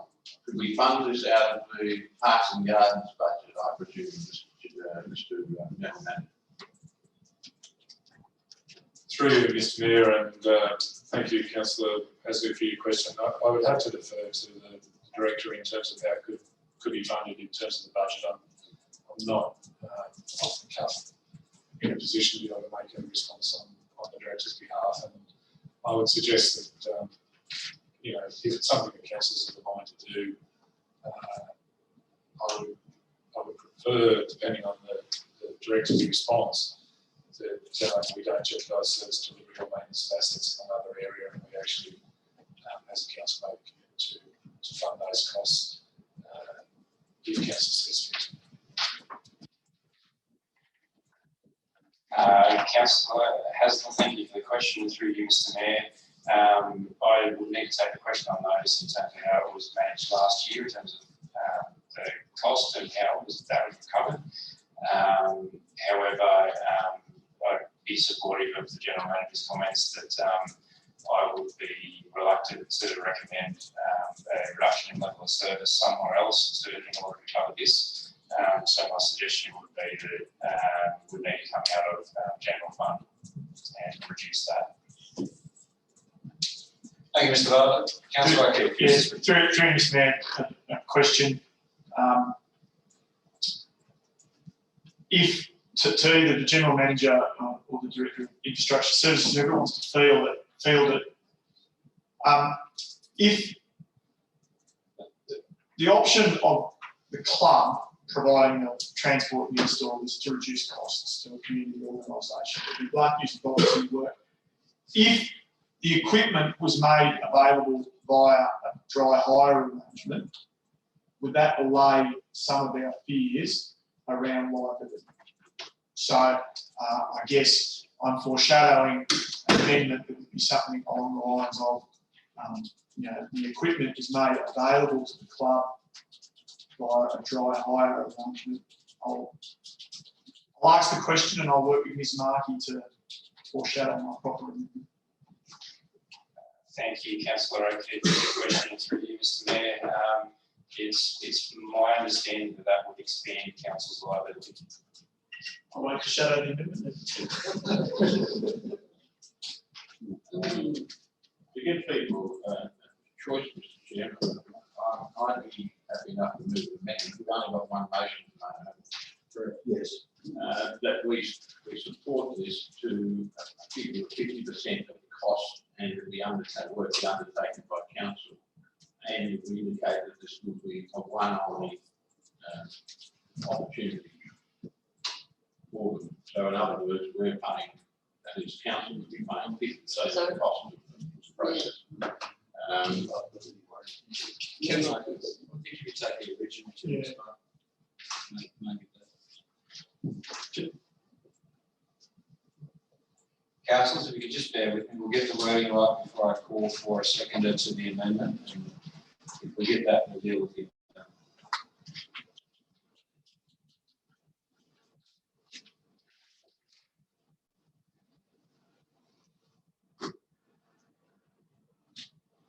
Do we need to insert mobile grandstands and temporary fencing? Yep.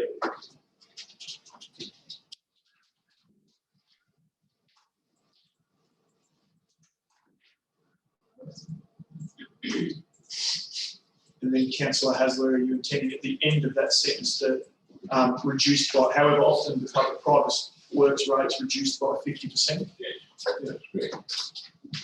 Or reduced or discounted? Someone telling me which one is if you discounted it better. Ms Margie, I suggest there'll be a third part to the motion. Councillor Hasler's requested to be noted that it's a one-off. Yeah.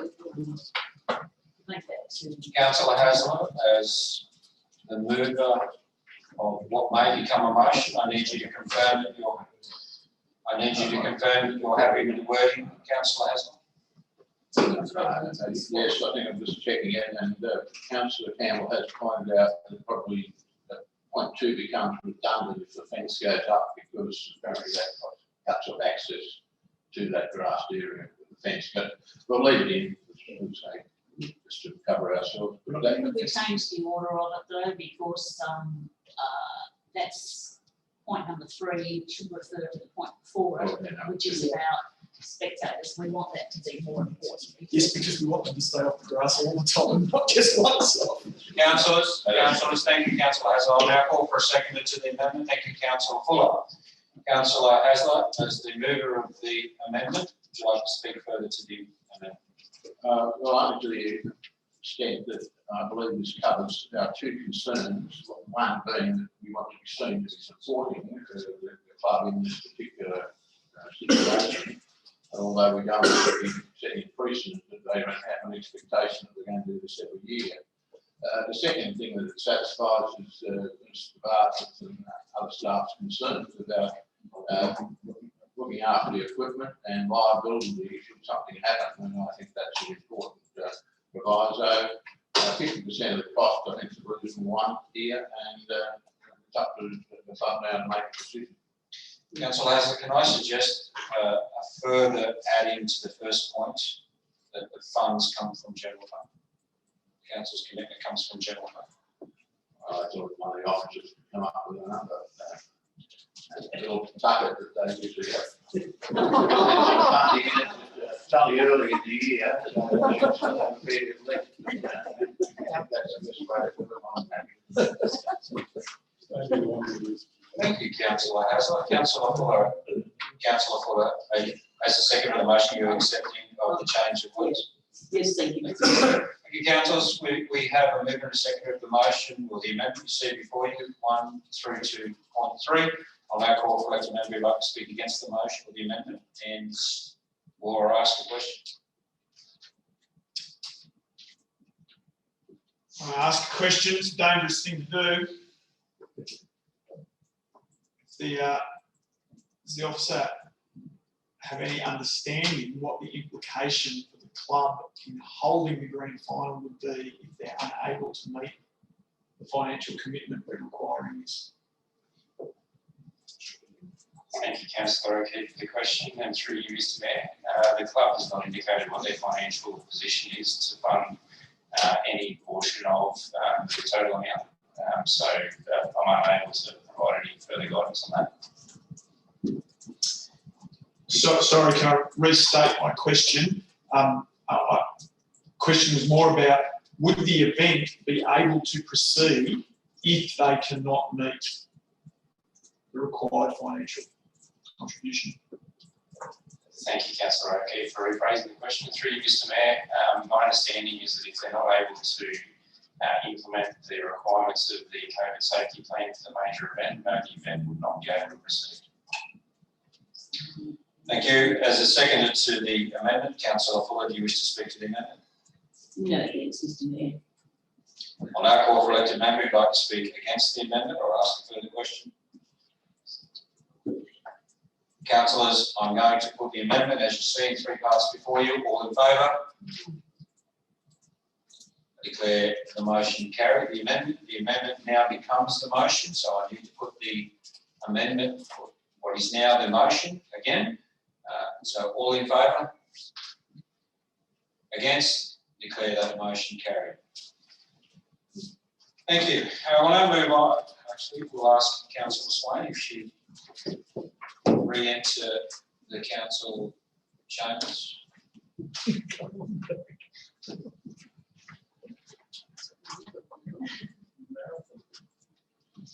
Ms. Markey, please have the record show Councillor Swain has returned to the chambers. Councillors, the next item on our agenda is item 13.2, and that's the Gunnedah Showground portable multi-use grandstand seating. I'm going to hand back to Mr. Bartlett to detail his recommendations to council. Thank you, Mr. Mayor, and through you. The purpose of this report is to seek approval to deviate from Council's management directive procurement tendering with respect to grandstand seating construction work at the Gunnedah Showground. Thank you, Mr. Bartlett. I now call for a elected member to move the recommendation to become a motion. Thank you, Councillor O'Keefe, and seconded by Councillor Campbell. Councillor O'Keefe, as the mover of the motion, do you wish to speak to the motion? I wish to ask a question, Mr Mayor. Will the new grandstand be mobile? Thank you, Councillor O'Keefe. The question is for you, Mr Mayor. The new grandstands will be mobile, however, they will be primarily constrained to the showground site.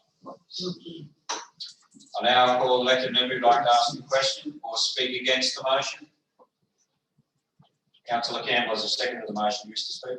No, thank you, Mr Mayor. Be the case, going to put the motion all in favour? Aye. Against?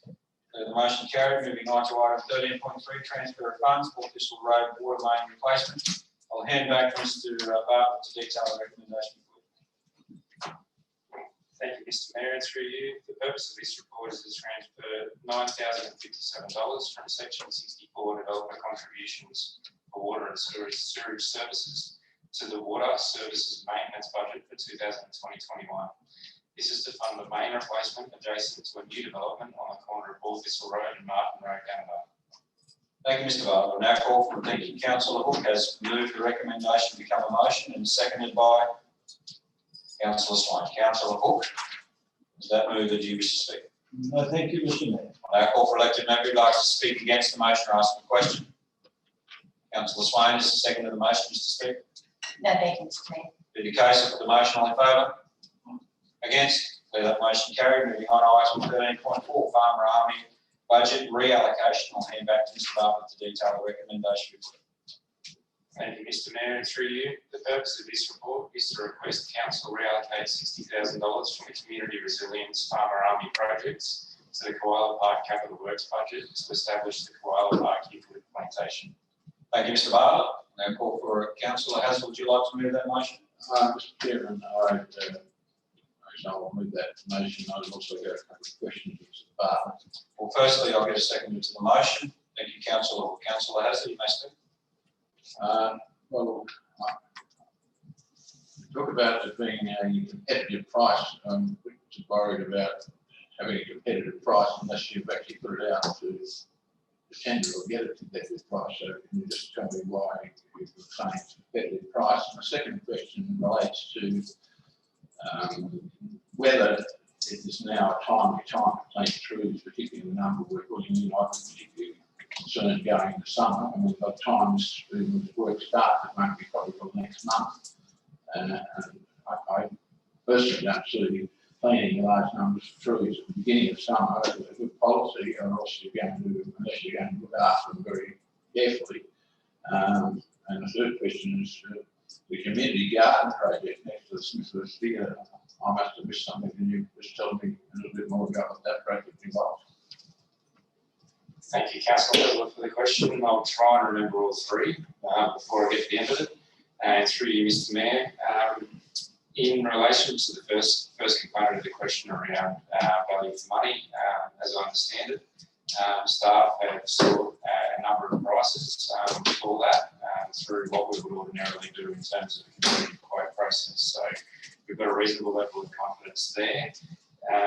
In relation to the opportune time to be planting, the advice that we've received from the consultant that is providing us with the advice is that planting at this time of the year is acceptable and that it shouldn't cause too big an issue. And the third question is the community garden. That's the area next to the Smithhurst Theatre, which is the funding that's been received. I believe the Farmer Army is contributing to some of that work.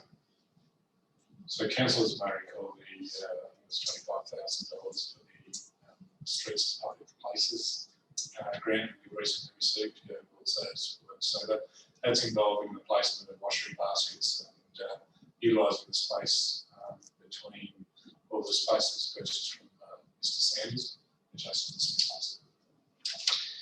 The detail came to council as part of the COVID response package. It was detailed in that report.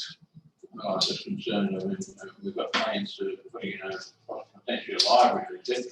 This is these are transferable pots, I presume. Okay, thank you.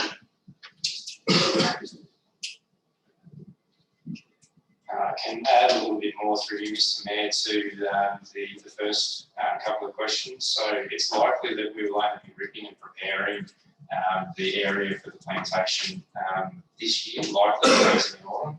However, if we're able to plant this year, we will.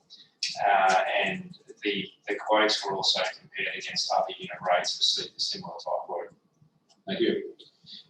Now, open up for elected members who'd like to speak against the motion or ask a question. Councillor Luke. Thank you, Mr. Mayor. The location of this Koala Park eucalyptus plantation, will we have ownership of those trees so that they can actually be accessible when we don't own the land and it is state government property?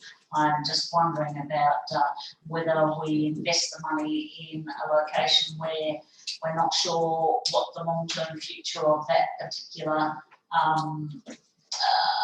site will be, albeit if the trees go in, I quite recognise the fact that koalas will jump fences, etc., and eat them, and it will be good for them, but not necessarily for a plantation to supply a venue such as our Koala Park. That's what worries me. Thank you, Councillor. Thank you, Councillor Luke, for the question through you, Mr. Mayor. As I understand it, there's a lease agreement being prepared in the process of being prepared at the moment, which will provide us access to that site and also access to harvest and all of those sorts of things, which will protect council's interest in that plantation. Thank you, that's what I was worried about. Councillor Hook is the second in the motion. Wish to speak. No, thank you, Mr. Mayor. We have an elected member who'd like to ask a further question or speak against the motion. Be the case, I put the motion all in favour. Aye. Against? Then the motion carried. Item 13.5 is next, councillors. It's the road classification review and regional road transfer. I'm going to hand back to Mr. Bartlett to detail the recommendation report. Thank you, Mr. Mayor, and through you. Transport for New South Wales is asking road managers to identify all roads that they intend to submit for reclassification or transfer. This report provides information to guide council submission to the Regional Road Transfer and New South Wales Road Classification Review Independent Panel. Thank you, Mr. Bartlett. Councillors, I'll just direct your attention to the highlighted item, Part B of item 3 in the report. There is a slight change in wording there. Abbott Street, South Street to Conadilly Street. In your business papers, it says Abbott Street, View Street to Conadilly. So just a confirmation, it is South Street to Conadilly. So now in saying that, councillors, I would like to call for a elected member to move the recommendation to become a motion. Thank you, Councillor Fuller, and seconded by Councillor Luke. Councillor Fuller, do you wish to speak to the motion? No, Mr. Mayor, I think we went through that this afternoon, and thank you to thank you. I'll now call for elected member who'd like to speak against the motion or ask a question. Councillor Luke, as a second to the motion, wish to speak? No, thank you, Mr. Mayor. Be the case, councillors, going to put the motion all in favour? Aye. Against? Declare that motion carried. Thank you, Mr. Bartlett, for your contribution. We'll now move on to item 14, which is the Acting Chief Financial Officer's reports. We have two, and we're going to ask Ms. Nenny if she'll detail the recommendation starting with item 14.1, request for assistance, Jobs Australia. Thank you, Mr. Mayor, and through you, I present to Council this evening a request for financial assistance received recently from Jobs Australia Enterprises regarding the establishment of a new domestic violence crisis accommodation centre in Abbott Street, Gunnedah. The report contains a number of suggestions for your consideration if funding is to be supported. Thank you, Ms. Betty. I'll now call for an elected member to move the recommendation to become a motion. Chairman, I'm happy to move that we support the request to be utilising either option 2 as in the report, or preferably the funding from the sale, a proposed sale. Obviously, that may not take place immediately, so if we use option 2, we can refund the money from the sale. If people understand it, if that's clear. You're putting the amount of money in the account. The figure I think was given us of 2000. 2000 something. Could be like 2,277. Figure 2277.52. My only concern with that is the option 2 stated as unlikely to be usable. But my only concern with that is option 2 is unlikely to be successful. So just stating at the end of the report too, that pretty much you're not going to get funded if you select option 2. Yeah, just confirming, councillor Hasler, is your intent option 2 or 3? Maybe I like it down option 2. Well, I was suggesting we use the funds from the building program, Business part. business partner program, until the sale goes through. So it's a sort of a way of borrowing, I'm just saying. To fund it immediately, if it needs to be funded immediately, we'll use business partner program, but that will be refunded when 3 takes place, so there's a sale. Let's get clarity from the general manager. It is in suggested in the report as an option, not as you intended, councillor Hasler, and it is also noted that it's unlikely. So I'll refer to the general manager before I ask for a seconder to the motion. Thank you, and through you, Mr. Mayor, Councillor Hasler and councillors, you do have the ability to fund it from the considered proceeds of the sale, just to make things simpler. If it eventuated that we didn't sell, then we would come back to council with a report to see where you would then choose to have the funding taken from. But I'd suggest, for the sake of keeping it simple, taking councillor Hasler's lead, that it simply be funded from the proceeds of the proposed sale. Okay, well, I'm happy to take that information from the general manager and revert to option 3. Thank you, Ms. Markey. Can please have you have the record show that it's option 3?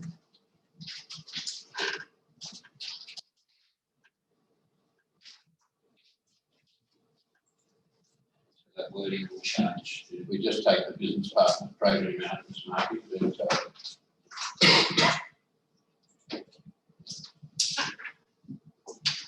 Thank you. I'll now call for a second to the motion. Councillor Fuller, thank you. Sorry, Mr. Mayor, can we put a further point in there that this only be a one-off? Just a one-off payment.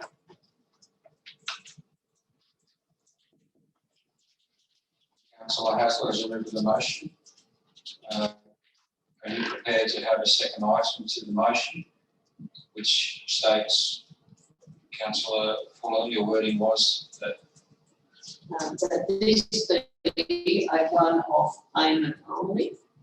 We've done with others, and I just think that, like their belts on.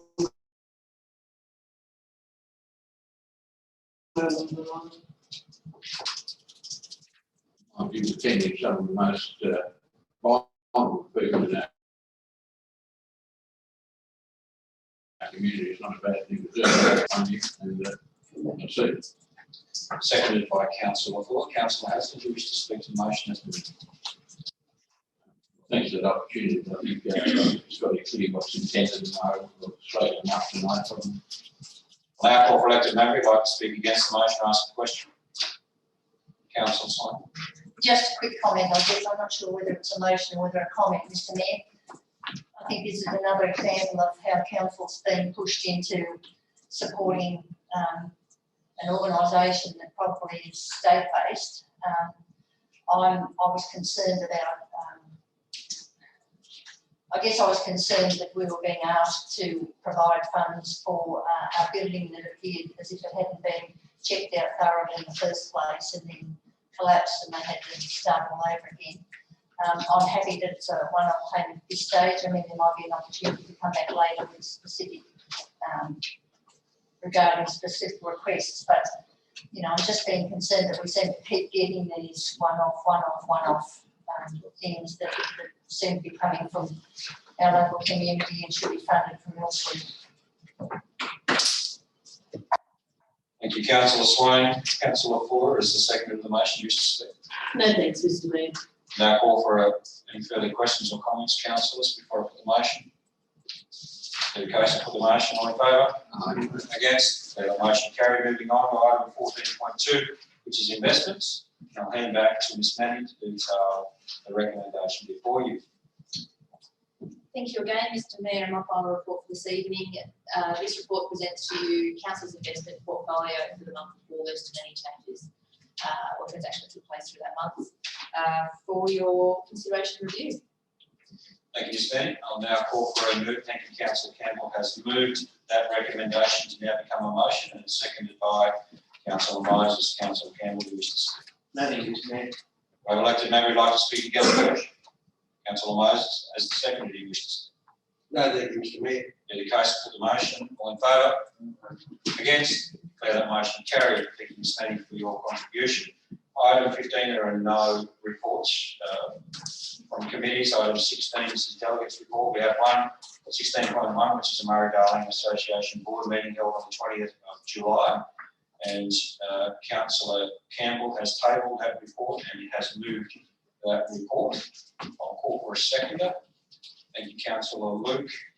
Councillor Campbell, would you like the opportunity to speak to your report? Thank you, Mr Mayor.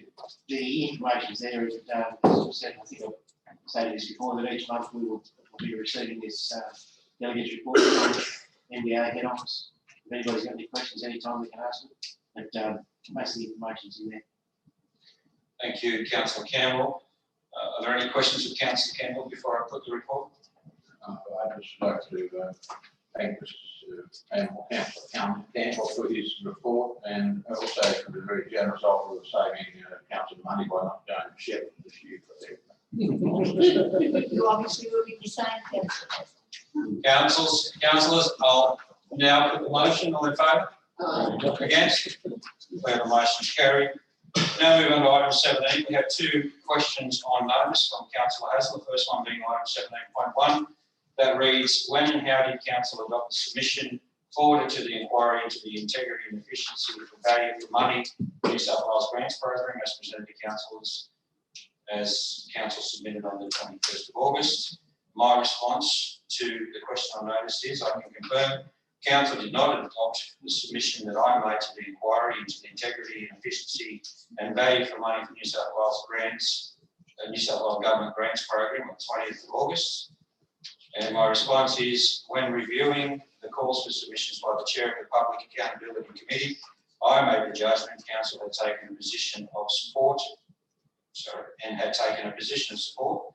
I considered our endorsed position in our delivery program and operational plan under section 11, unfunded priority projects, and it reads, this is a quote from there, to attract grant funding or other external investments should the opportunity arise as a mandate to make the submission.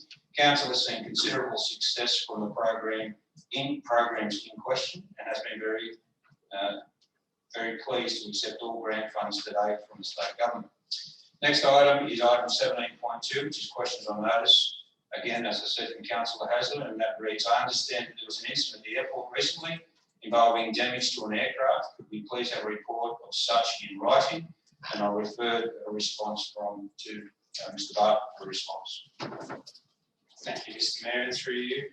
On Wednesday the 19th of August 2020, council staff submitted a NOTAM, which is a notice to EMA, to close the airport from 7 AM to 3 PM the following day, being Thursday the 20th of August 2020, for urgent pavement works to the main runway. Staff sought advice from Air Services Australia before submitting the NOTAM. Council staff and contractors were on site excavating out the affected pavement from 7 AM before they left for lunch. While they were working at approximately 12:15 PM, a pilot attempted to take off from runway 29, collided with the works, damaging the aircraft landing gear. The pilot undertook an emergency shutdown procedure and slid along the runway before coming to rest off the runway strip in the grass. Whilst the works area was not cordoned off and no staff were on site at the time of the incident, the airport was under a full closure with the NOTAM in place and a cross marker was installed in the signal area. No aircraft movements are permitted to occur under these conditions. pilots are under a legal obligation to check NOTAMs for both the airport they're taking off from and for the one they intend to land at before they fly. When council staff were called to the incident, the pilot openly admitted he had not checked the NOTAM. Staff notified council's insurer in case a claim was made against council in relation to the incident. Thank you, Mr. Barber. Councillors, for the next items on our agenda are enclosed, so I'm going to call for an elected member to move that we go into closed council to consider the reports. Thank you, Councillor Luke, and seconded by Councillor Moses. And I put that motion all in favour. Against? Declare that carried. Now I would